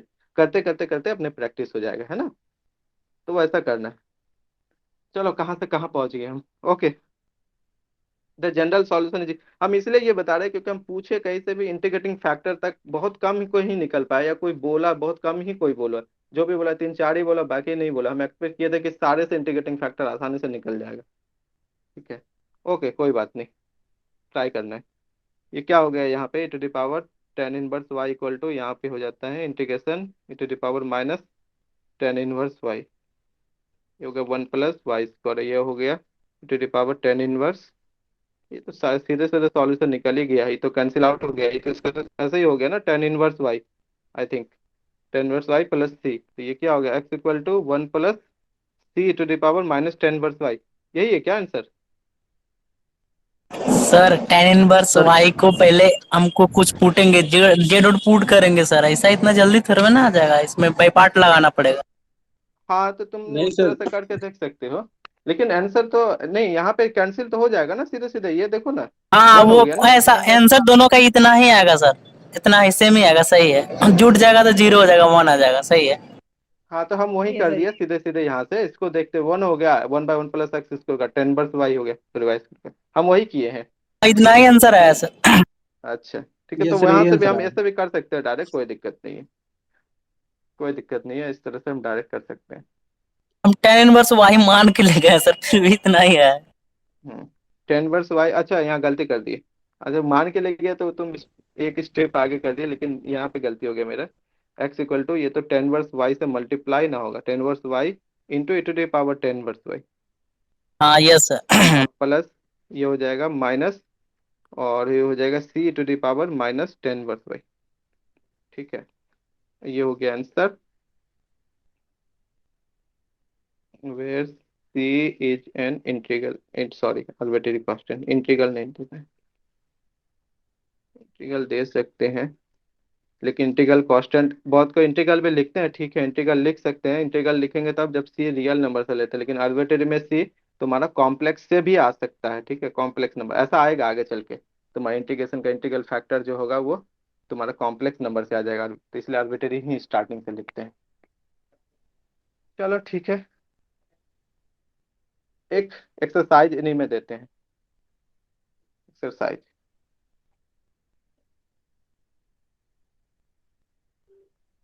Solve x1 - x² dy plus 2x² y -y -ax³ dx = 0 बनाना है। इसका सॉल्यूशन अलग अलग फॉर्म में हो सकता है, जो तरीका है बस उसी से ट्राई करना, जो भी आंसर आए सबका हो सकता है कि थोड़ा अलग भी आए, एक दूसरे आंसर को हम लोग कंपेयर भी करके सेम आंसर कर सकते हैं, कोई दिक्कत नहीं है। ओके, यहीं तक हम लोग लीनियर डिफरेंशियल इक्वेशन को एंड करते हैं। अब इसका बर्नौली इक्वेशन देखते हैं, यानी कि reducible of the form into linear differential equation. ठीक है, वो कैसे होगा उसको देखते हैं, जिसका नाम है, यहाँ तक तो ठीक है। अब मान लो कोई डिफरेंशियल इक्वेशन हो जिसको हम लोग थोड़ा सा रिड्यूस करके लीनियर में लेके जा सकते हैं, वो हो सकता है dy/dx प्लस py के फॉर्म में, ऐसा, या df/dx/dy प्लस p'(x = k'), इस तरह से भी दोनों में से किसी भी एक फॉर्म में हम लोग आसानी से लेके जा सकते हैं किसी गिवन डिफरेंशियल इक्वेशन को, थोड़ा सा रिड्यूस करके यहाँ पे। ठीक है, थोड़ा रिड्यूस करना, थोड़ा सा वेरिएबल हो सकता है चेंज करना हो, ऐसा कुछ, तो उसको हम लोग बोलते हैं रिड्यूसिबल लीनियर डिफरेंशियल इक्वेशन। जिसको सबसे पहले किसने दिया था, बर्नौली ने कहा था कि इस टाइप से अगर कुछ हो, या उसने एक खास पैटर्न ही जनरेट कर दिया, dy/dx प्लस py अगर q y to the power n special form, उसका दे दिया रिड्यूसिबल का, कि अगर इस फॉर्म में है तो हम कुछ बोलते क्या करना है, सबसे पहले y to the power n को डिवाइड करना है, ठीक है, बोथ साइड उसको डिवाइड जैसे ही कर देंगे उनके बाद हम पुट कर देंगे 1/y to the power n minus one को पुट करना है एक अनदर डिपेंडेंट वेरिएबल u ले लो या t ले लो या z ले लो किसी में, उनके बाद वो क्या हो जाएगा, रिड्यूस होकर तुम्हारा लीनियर डिफरेंशियल इक्वेशन में वो आ जाएगा। अब जैसे लीनियर में आ गया तो उसके बाद हमको सॉल्यूशन पता है कैसे करना है, ठीक है। तो उसी को सीधे उसी के नाम से ही देते हैं, बर्नौलीज इक्वेशन, सब अपने नाम पे ही दिया है। एडवांस में जाओगे कुछ मैथमेटिक्स में तो पप्पू थ्योरम भी पढ़ने को आएगा, है 2-3 जगह है। ऐसा हाँ, हंसी भी आता है ना ये, कि इंडियन के नाम से रहेगा तो पप्पू थ्योरम, लेकिन पप्पू ही दिया था अपने नाम से दिए। ऐसा जनरली पप्पू हम लोग कुछ अलग ही सेंस में बात करते हैं, लेकिन ऐसी बात नहीं है बर्नौलीज इक्वेशन। ओके, बोल रहा है इफ द इक्वेशन, इसका एक खास पैटर्न है, बस अगर इसी टाइप से डिफरेंशियल इक्वेशन होगा तो ही हम कर पाएंगे, ठीक है। If the equation of the, if the differential equation या इफ द इक्वेशन जो भी बोलो, if the differential equation of the type, इस टाइप का होगा, एक खास type, dy by d x plus p y equal to q y to the power n, इस टाइप का अगर हो। सिमिलरली तुम तो अपने तरीके से दूसरा वाला भी सोच सकती हो, d x by d y plus p dash x equal to q x to the power n, ऐसा भी सोच सकती हो इसमें, है ना। तो हम एक दिखाते हैं, दूसरा तुम लोग खुद से सोचना। अगर इस टाइप में हो, एक खास टाइप है, तो हम लोग इसको रिड्यूस करके लीनियर डिफरेंशियल इक्वेशन में लेके जा सकते हैं, जहां पे बात करता है वेर पी एंड क्यू जो है आर फंक्शंस ऑफ, किसका फंक्शन होना चाहिए बताओ, एक्स देख के क्या लग रहा है, एक्स का होना चाहिए एक्स का होना चाहिए ना, हाँ एक्स का ही होना चाहिए था, ऐसा लग रहा है। देखिए अगर इसको रिड्यूस करेंगे लीनियर में तो यहाँ पे वाई है या ये हट जाएगा यहाँ से, अगर ये हट जाएगा यहाँ से तो क्या हो जाएगा, ये अगर ये एक्स का फंक्शन हो पाता है तो फिर लीनियर में हो जाएगा, इसलिए यहाँ पे क्या है, ये एक्स का या कांस्टेंट ले सकती हो, कोई दिक्कत नहीं है, कांस्टेंट। ओके, अब ये कहता है कि डिवाइड कर दो, डिवाइडिंग सॉल्यूशन के लिए, फॉर सॉल्यूशन तरह से लिख सकते हो, फॉर सॉल्यूशन, सॉल्यूशन के लिए हम लोग क्या कर रहे हैं, अब हमको सॉल्यूशन करना है, तो dividing y to the power n, इसका कुछ इक्वेशन का नाम दे देते हैं, इसको क्या दे, कैपिटल आई दे देते हैं, इन या with capital I on both side,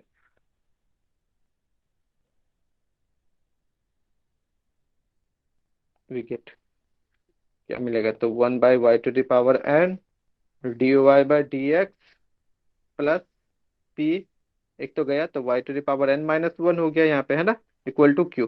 अब मेरा काम है, अगर हमको इसको करना है लिनियर में तो इसको तो हटाना पड़ेगा ऐसा कुछ करके, और यहाँ से भी इसको हटाना पड़ेगा, यहाँ पे सिर्फ तुम्हारा क्या होना चाहिए था, एक y होना चाहिए था, लेकिन वैसा तो है नहीं। तो अब इसमें क्या करेंगे, 1/y to the power n minus one जो है इसी को अनदर डिपेंडेंट वेरिएबल t या u किसी में पुट कर देंगे, ताकि यहाँ एक u हो जाए और साथ में ये भी हट जाएगा, हटेगा ना, देख के तो लग रहा है कि हट जाना चाहिए, तो इसका कुछ नाम दे देते हैं। ऐसा सोचना है, करना है, हो सकता है कभी तुम सक्सेस रहो, हो सकता है कभी सक्सेसफुल ना भी हो, ठीक है। पुट करते हैं, एक खास पैटर्न के लिए एक खास फॉर्म है, put 1/y to the power n minus one को क्या पुट करें, अनदर डिपेंडेंट यू पुट कर देते हैं, कोई दिक्कत नहीं है, जैसा तुम लोग टी चाहोगे टी पुट कर देंगे, जेड भी पुट कर दो, कोई प्रॉब्लम नहीं है। अब इसको डिफरेंशिएशन करना है एक्स के रिस्पेक्ट में, इंडिपेंडेंट को सेम रखते हैं, इंडिपेंडेंट जो है तुम्हारा यहाँ पे टी एक्स है, इसको सेम रखते हैं, ठीक है। सर वहाँ पे मल्टीप्लाई X होगा ना, मल्टीप्लाई कहाँ पे मल्टीप्लाई, 1/y⁴n, अब डिवाइडिंग करने से तो ऊपर हो जाएगा यहाँ बोल रहे हो कहाँ पे, इस लाइन में, सर। सर लैंग्वेज नहीं लिखे हैं सर, डिवाइडिंग 1/y⁴n, तो वहाँ पे मल्टीप्लाई। अच्छा डिवाइडिंग है, sorry sorry multiplying, okay okay good, अगर y to the power n लिखते हैं तो डिवाइड करते हैं ना, मल्टीप्लाई, वाई रेस टू दिमाग में पावर वही नहीं कर दीजिए सर, उससे तो डिवाइड कर सकते हाँ। तो चलो मल्टीप्लाई बोला तो मल्टीप्लाई जैसा भी लिखो, तो लैंग्वेज ही है, कुछ नहीं, मल्टीप्लाई लिख देते हैं। Multiplying y to the power n, या डिवाइडिंग था तो यहाँ पे सिर्फ क्या कर देते, डिवाइडिंग में इसको चेंज करते तो y to the power n कर देते तो हो जाता है डिवाइडिंग, है ना। ओके, गुड, सही है। अब इसको डिफरेंशिएशन करते हैं एक्स के रिस्पेक्ट में, तो कितना हो गया, 1/y⁴ हो गया y का। अब y का क्या हो जाएगा, dy/dx, बट सही है ना, du/dx। यस सर ठीक है। ओके, सही तो है। अब इनको हम यहाँ से इसको रिप्लेस कर देंगे, du/dx। डिपेंडेंट वेरिएबल मेरा चेंज हो गया, इंडिपेंडेंट सेम रखे। अब यहाँ भी मेरा इसका वैल्यू क्या हो गया, u हो गया। अब ये रिड्यूस होकर कैसा हो गया, लीनियर तो हो गया, लेकिन किसमें, u में, u में, है ना। अब इसको लिख सकते n हैं माइनस यहाँ वन पे, इसका कोफिशिएंट इसमें मल्टीप्लाई होगा ना सर? n-1, गुड इसका गुड गुड। हाँ n माइनस कोफिशिएंट आएगा वन ना? हो गया यहाँ पे, यहाँ पे हो जाए 1 - n हो जाएगा, 1 - n ऐसा होगा ना। तो इसको थोड़ा हाँ इम्प्लाइज कर माइनस से देते हैं, मल्टीप्लाई करेंगे सर, हाँ ठीक है। dy/dx और इक्वल टू हो जाएगा 1/1 - n और du/dx। अब ठीक है ना। From, so yes sir from अब ठीक व्हाट, है। From double star, double star से क्या मिल जाएगा हमको, 1/1 - n du/dx plus pu equal to q, तो रह जाएगा सेम। अब 1 - n को भी तो हटाना है, तो मल्टीप्लाई कर du/dx देंगे उससे। Plus 1 - n pu equal to 1 - n q, है ना, ठीक है। अब ये मेरा आ गया, विच is in the form of linear differential equation in u में। तो या इसको और थोड़ा सा चेंज करके ऐसा लिख सकते हैं, du/dx प्लस यहाँ पे चलो pds मान लेते हैं, pds ये इक्वल टू q डैश, जहाँ पे pds का वैल्यू 1 - n p है। ये क्या होगा, फंक्शन अब तुम्हारा x ही होने वाला है, 1 - n तो कांस्टेंट ही होगा जो भी होगा, है ना। और q डैश भी तुम्हारा क्या हो जाएगा, 1 - n q। तो ऐसा और थोड़ा सा, तो बात तो वही हो गया, सेम है। ये किस में आ गया, तुम्हारा लीनियर डिफरेंशियल इक्वेशन में आ गया। 1 - n तो तुम्हारा क्या होगा, एज ए कांस्टेंट हो जाएगा, कोई फर्क नहीं पड़ता है, उसी तरह से रह जाएगा। सॉल्यूशन में तो वो आसानी से ठीक हो जाएगा। क्लियर हो गया यहाँ तक। बर्नौली इक्वेशन क्या कहता है, यानी बर्नौली ने कहा था कि अगर मेरा ऐसा फॉर्म में कोई डिफरेंशियल इक्वेशन दिया हुआ रहे, या इस फॉर्म में हम लोग अगर ला पाते हैं चेंजिंग करके कुछ भी या अरेंज करके, तो इसको बनाने का तरीका है सिंपल, y⁴ को क्या करो, डिवाइड कर दो, उसके बाद पुट कर दो 1 - 1/y⁴ यहाँ जो होगा इसी को पुट कर देना है किसी अनदर डिपेंडेंट वेरिएबल में। उसके बाद थोड़ा सा अरेंज करना है, अरेंज करने का ऐसा फॉर्म होगा, ये वापस किस में आ गया, तुम्हारा लीनियर डिफरेंशियल इक्वेशन में आ गया, लेकिन वेरिएबल यहाँ यू है। तो क्रॉसपोंडिंग हम सॉल्यूशन करेंगे यू के लिए, फिर यू को हम लोग क्या कर देंगे, चेंज कर देंगे 1/y⁴ से, तो मेरा क्या आ जाएगा, ओरिजिनल सॉल्यूशन निकल के आ जाएगा। चलो एग्जाम्पल देखते हैं,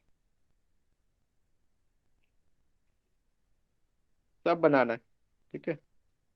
या दे हम ही बना देंगे, यहाँ पे सॉल्व, सॉल्व लिख देते हैं, सॉल्व करो, डी यू वाई देंगे, यू काहे दे रहे, dy/dx के plus y/x equal to y² / x², ऐसा देते हैं। डायरेक्ट ये क्या लिनियर में होगा, चेक करके बताओ हाँ या नहीं, डायरेक्ट, अगर नहीं तो क्या ये रिड्यूस करके बर्नौली से लिनियर में जाएगा, यस सर। बताना यस है। सर बर्नौली से लीनियर में आ बर्नौली जाएगा। से जाएगा ना। अच्छा, बर्नौली से वाई जाओगे तो स्क्वायर से इसको, डिवाइड कर देंगे। हाँ तो क्या पुट करोगे तुम, पुट क्या करोगे रिड्यूस करने के लिए लिनियर में, 1/y पुट कर देंगे फिर जेड। 1/y, चलो गुड, आगे बनाओ, सब बनाओ। इतना समझ में आ गया, बर्नौली से जाएगा, 1/y को पुट करेंगे किसी डिपेंडेंट वेरिएबल में, उसके बाद बनाओ। और उसके बाद तुम इंटीग्रेटिंग फैक्टर तक जब पहुंच जाओगे, बन जाएगा तो बताना कि हाँ बन गया। तब तक हम इसमें देखते हैं यहाँ पे सॉल्यूशन।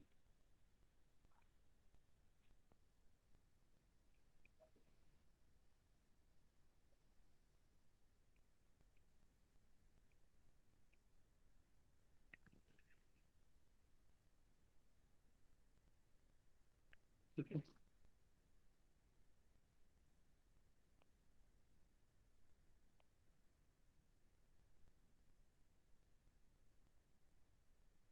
इंटीग्रेटिंग फैक्टर भी आ गया सर। आ गया ना, चलो आगे बनो। ठीक है, पूछेंगे सबसे इंटीग्रेटिंग फैक्टर तक भी अगर वो बना लेगा तो हम समझ जाएंगे कि हाँ सॉल्यूशन कर लेगा।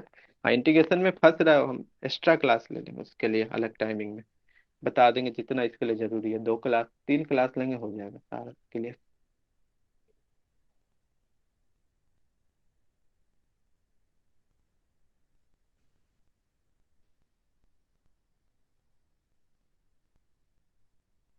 हो गया सर आंसर। चलो ठीक, ओके, बाकी फिर पूछेंगे।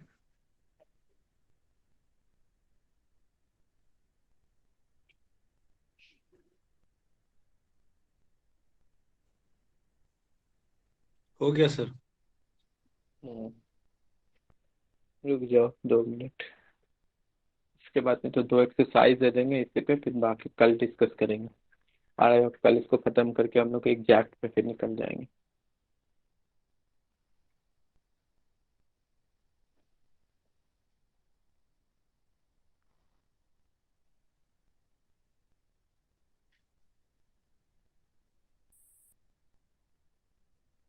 क्वेश्चन तो कुछ है भाई।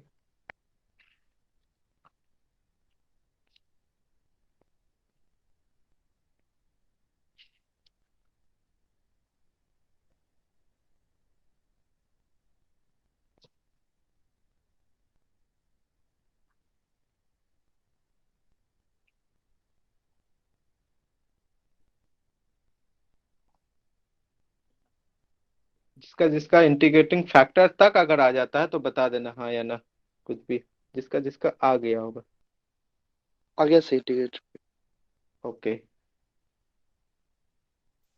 आ गया सर। चलो ठीक है। टाइमिंग देख रहे कौन कितना ले रहा है, क्योंकि इंटीग्रेटिंग फैक्टर तक तो छोटा इंटीग्रेशन करना है, ज्यादा तो करना है नहीं, बड़ा है ना।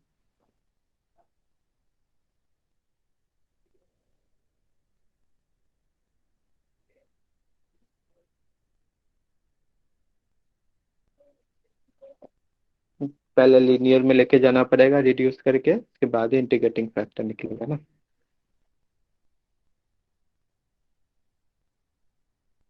यहाँ तक तो हम कर दिए हैं, उसके बाद पुट करके लीनियर में ले जाना है।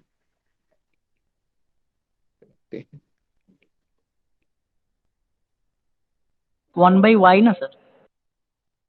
सॉरी, क्योंकि मेरा माइंड चल रहा है कि हमको किससे पूछना है।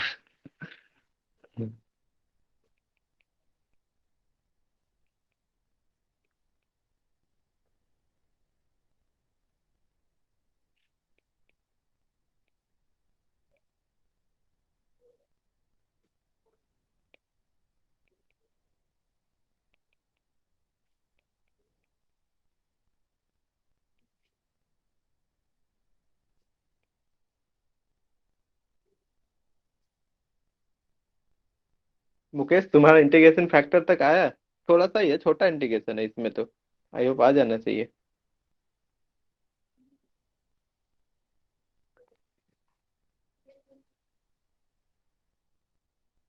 ट्राई करो। अमित, तुम्हारा आया?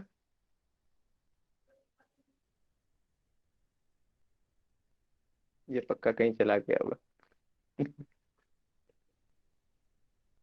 ये आवाज नहीं पहुंच रहा होगा।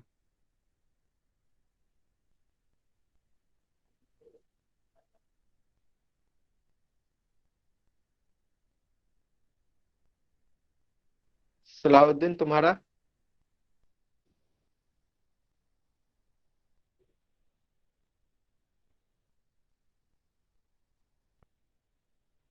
इसके पास भी नहीं पहुंच रहा आवाज।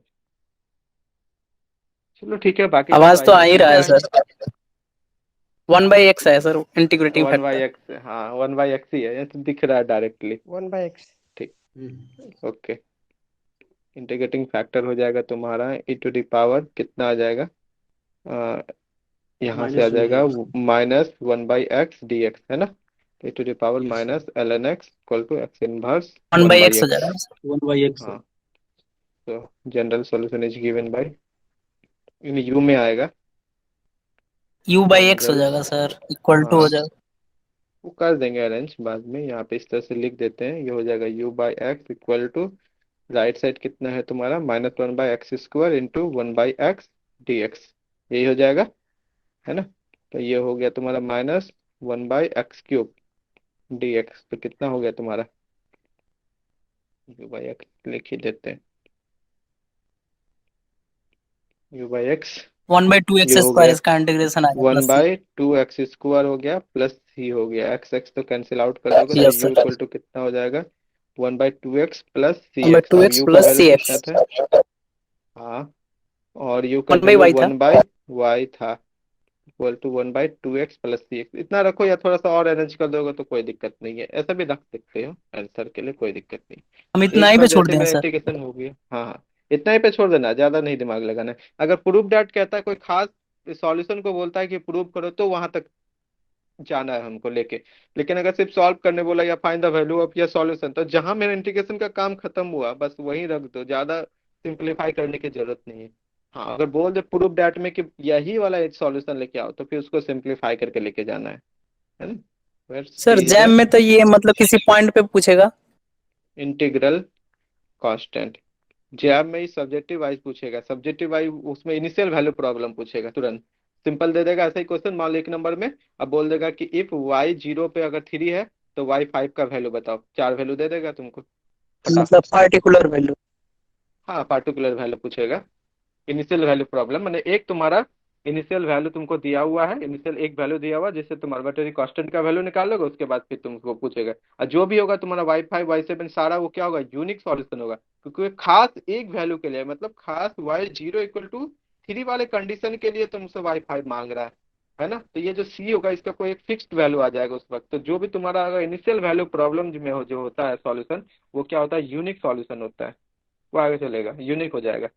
अब यहाँ पे ये क्या जनरल सॉल्यूशन है, ये अगर इसको हम बोलेंगे तो इसमें हम कितना सारा सॉल्यूशन निकाल सकते हैं, इनफाइनाइट नंबर ऑफ सॉल्यूशन निकाल सकते हैं, पार्टिकुलर सॉल्यूशन, क्योंकि सी तुम्हारा रियल से है। अब सी जैसे जैसे तुम चेंज करो करस्पॉन्डिंग तुमको अलग अलग सॉल्यूशन देते जाएगा, है ना। तो यहाँ पे कितना सॉल्यूशन है, इनफाइनाइट नंबर ऑफ सॉल्यूशन है। इनफाइनाइट। एक सर, हाँ लेकिन इनिशियल वैल्यू प्रॉब्लम में तुम्हारा यूनिक सॉल्यूशन हो जाएगा, यूनिक क्योंकि सॉल्यूशन। ये खास कंडीशन बोलेगा उसमें, सिंपल सी बात है कि बोल देगा अगर y0 में 3 है, अच्छा y0, अच्छा इस कंडीशन में तो तुम्हारा y0 देगा नहीं, क्योंकि यहाँ पे एक्स टाइप से आ रहा है, तो यहाँ पे तो तुमको तो y0 देगा नहीं, क्योंकि क्वेश्चन क्या है, क्वेश्चन में नीचे डिवाइड है, तो यहाँ डोमेन से तो जीरो हटा हो रहेगा, मान वन लो तो कि पूछ ऐसा दे देगा। सकता है, 1 1 पे एकदम पूछ एकदम लेगा। नहीं, कहने का मतलब बोल रहे हैं कि मान लो तुम्हारा अच्छा 1 ही दे दिया, y1 में तुम्हारा 1 ही दे दिया, तो y5 का वैल्यू निकालो, सपोज करो ऐसा दे दिया, तो अच्छा y1 में 1 है, यहाँ से निकालेंगे y1 का वैल्यू 1 इक्वल टू 1/2 प्लस सी, सी y1 में का 1 वैल्यू है, वन बाई तो टू हो सी जाएगा। का value one one by by two हो टू जाएगा, अब सी का वैल्यू 1/2 हो गया, तो 1/y का वैल्यू कितना हो गया, 1/2x plus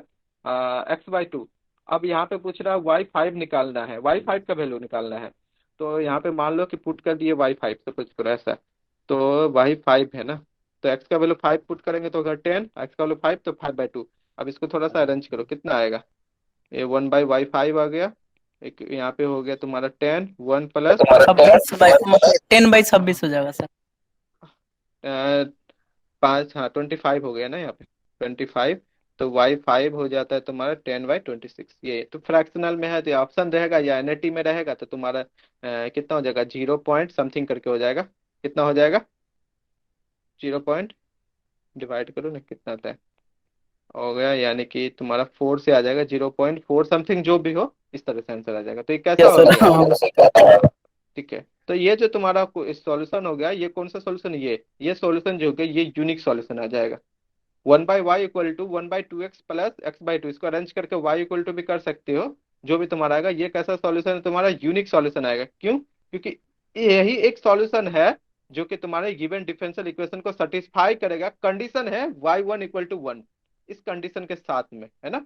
y1 equal to 1 एक कंडीशन है जिसके साथ ये जो तुम सॉल्यूशन निकाले 1/y equal to 1/2x plus x/2, यही तुम्हारा क्या होगा, गिवन डिफरेंशियल इक्वेशन को सेटिस्फाई करेगा। इसके अलावा तुम अगर कोई दूसरा डिफरेंशियल इक्वेशन लोगे, इनमें से निकाल के यहाँ से कर सकते हो, सीखा भी लो, मान लो 0 ले लिए, तो वो भी सॉल्यूशन होगा, सेटिस्फाई करेगा, लेकिन y1 इक्वल टू 1 वाला कंडीशन सेटिस्फाई नहीं करेगा। तो इस कंडीशन के साथ ये वाला सॉल्यूशन कैसा हो गया, यूनिक सॉल्यूशन हो गया। तो इनिशियल वैल्यू प्रॉब्लम हो गया ना, एक इनिशियल तुमको कंडीशन दिया हुआ है, तो इनिशियल वैल्यू प्रॉब्लम में मैक्सिमम चांस है, हमेशा नहीं बोलता है, लेकिन इनिशियल वैल्यू प्रॉब्लम में क्या होता है, यूनिक सॉल्यूशन होता है। ठीक है। ऐसा कुछ और भी हो सकता है सॉल्यूशन इसी कंडीशन को भी सेटिस्फाई करे और ये वाला ना हो तो तुम्हारा कंडीशन हो जाए, तो वो फिर डिपेंड करता है क्वेश्चन पे भी।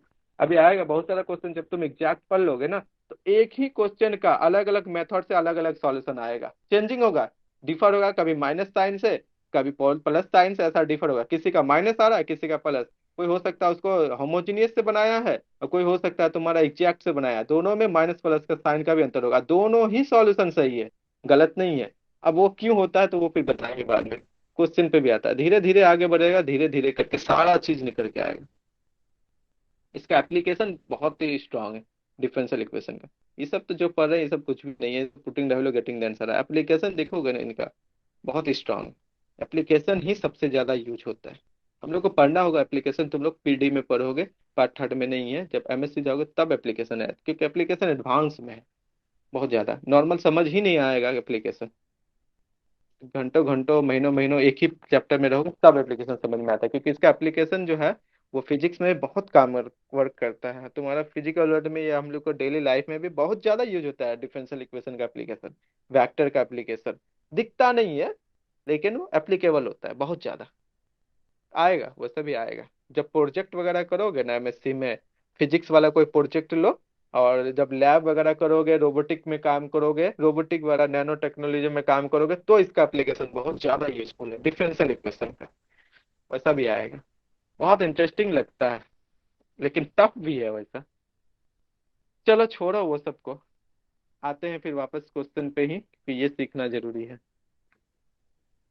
चलो ठीक है, बाकी हम कुछ एक्सरसाइज देते हैं, कल उस पर डिस्कस करते हैं। 5-6 एक्सरसाइज देते हैं, सब सोच के आराम से थ्योरी को पढ़ के बना के आना है। ठीक है। एक्सरसाइज सॉल्व पहला। एशन का सर। अन्य चांद का है, कुछ इधर उधर का है, कुछ हम जो पिछला ऑनलाइन ओडी पढ़ाए थे ना, तो कुछ हम लोग को भी दिए थे, तो वही वाला दे देते हैं। ठीक है, पता नहीं कुछ चांद से भी होगा तो दे देंगे। ऐसे भी तो बना ही रहे हो तुम लोग, ऐसे चांद में जिससे होता है, नहीं तो उससे भी कुछ क्वेश्चन इनमें होगा, ये लाल जी का भी हो सकता है।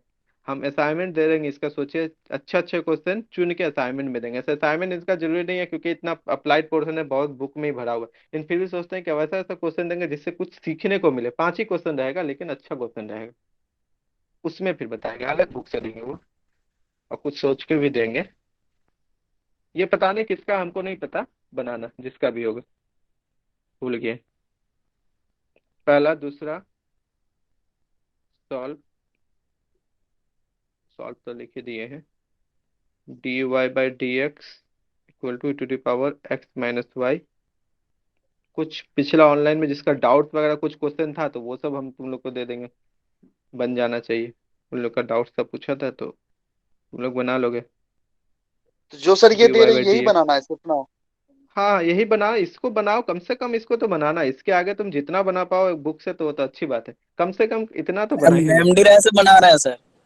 हाँ अच्छी बात है, तो एमडी राय बना लोगे तो फिर लाल जी का जरूरत भी नहीं पड़ेगा, क्योंकि वही बहुत मैक्सिमम क्वेश्चन कॉमन मिलने वाला है दोनों में ही, तुमको मैक्सिमम क्वेश्चन कॉमन मिलेगा। एक चौथा है 1 + x², जितना हम भी दे रहे हैं, उनमें से शायद ढूंढोगे तो सारा ही क्वेश्चन मिल जाएगा। ठीक है, क्योंकि इतना क्वेश्चन है, तुम खुद से भी कुछ करोगे, इधर उधर से सॉल्व करोगे, तो उस टाइप का पैटर्न का चांद में मिल ही जाएगा तुमको। कोडिंगटन में नहीं मिलेगा, इसमें जरूर मिलेगा, इस चांद में मिल ही जाएगा। चलो इतना ही रहने दो, कितना 4 क्वेश्चन हो गया। 1 + x² d x minus x y, कम से कम इतना बनाना है, जो थ्योरी बोले हैं उनको समझना है। अगर कहीं डाउट्स वगैरह होता है तो वीडियो को एक बार और देख लेना, फिर उसके बाद कोई भी डाउट्स होगा थ्योरी में या समझने में, तो क्लास के स्टार्टिंग में पूछना, तो स्टार्टिंग में पहले उसको बता देंगे, तब हम रिकॉर्ड शुरू करेंगे। ठीक है।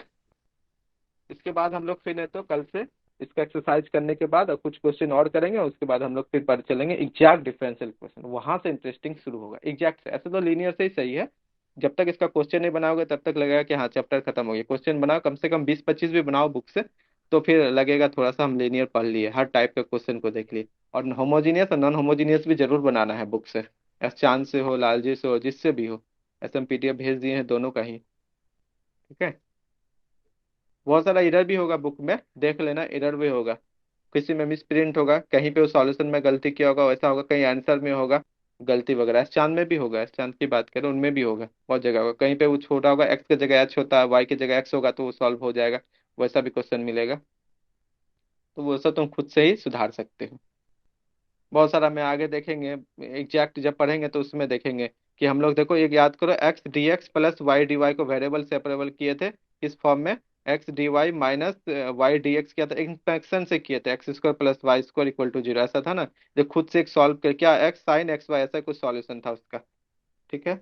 तो इक्वल टू जीरो यस ऐसा सर। ही है, इक्वल टू ऐसा था। अब इसको अभी तक तो हम लोग इसको इस तरह से किया कुछ हिट एंड ट्राई से, अब इसको चाहो तो तुम एग्जैक्ट से भी सॉल्व करो, जब एग्जैक्ट पढ़ लेंगे तब जैसा जिसके माइंड में चलेगा, कभी इसका डायरेक्ट सॉल्यूशन चलेगा, कभी चलेगा अच्छा इसको एग्जैक्ट से करके देखते, एग्जैक्ट से करो। कोई सोचेगा ये होमोजीनियस में है, डायरेक्ट ट्राई करेंगे तो होमोजीनियस में तो नहीं होगा, फिर कोई सोचेगा नहीं इसको थोड़ा लिनियर में देखते हैं। तो जितना धीरे धीरे धीरे धीरे करके आगे बढ़ोगे ना, तुम्हारे पास फॉर्मूला पैटर्न मेथड बढ़ते जाएगा, और जितना ज्यादा मेथड बढ़ेगा ना उतना ही ज्यादा कॉम्प्लिकेटेड होगा एक तरीके से। तो कौन सा क्वेश्चन किस मेथड से तुरंत आंसर आ जाए, है ना, सब्स्टिट्यूशन करना पड़े या डायरेक्ट सब्स्टिट्यूशन से आ जाए, जैसा भी हो। तो अभी तक तो कुछ नहीं है, धीरे धीरे पड़ेगा, लेकिन मजा भी आएगा, उतना ही मजा भी आएगा, लगेगा हाँ कुछ सीख रहे हैं। ओके, ठीक है, कल मिलते हैं।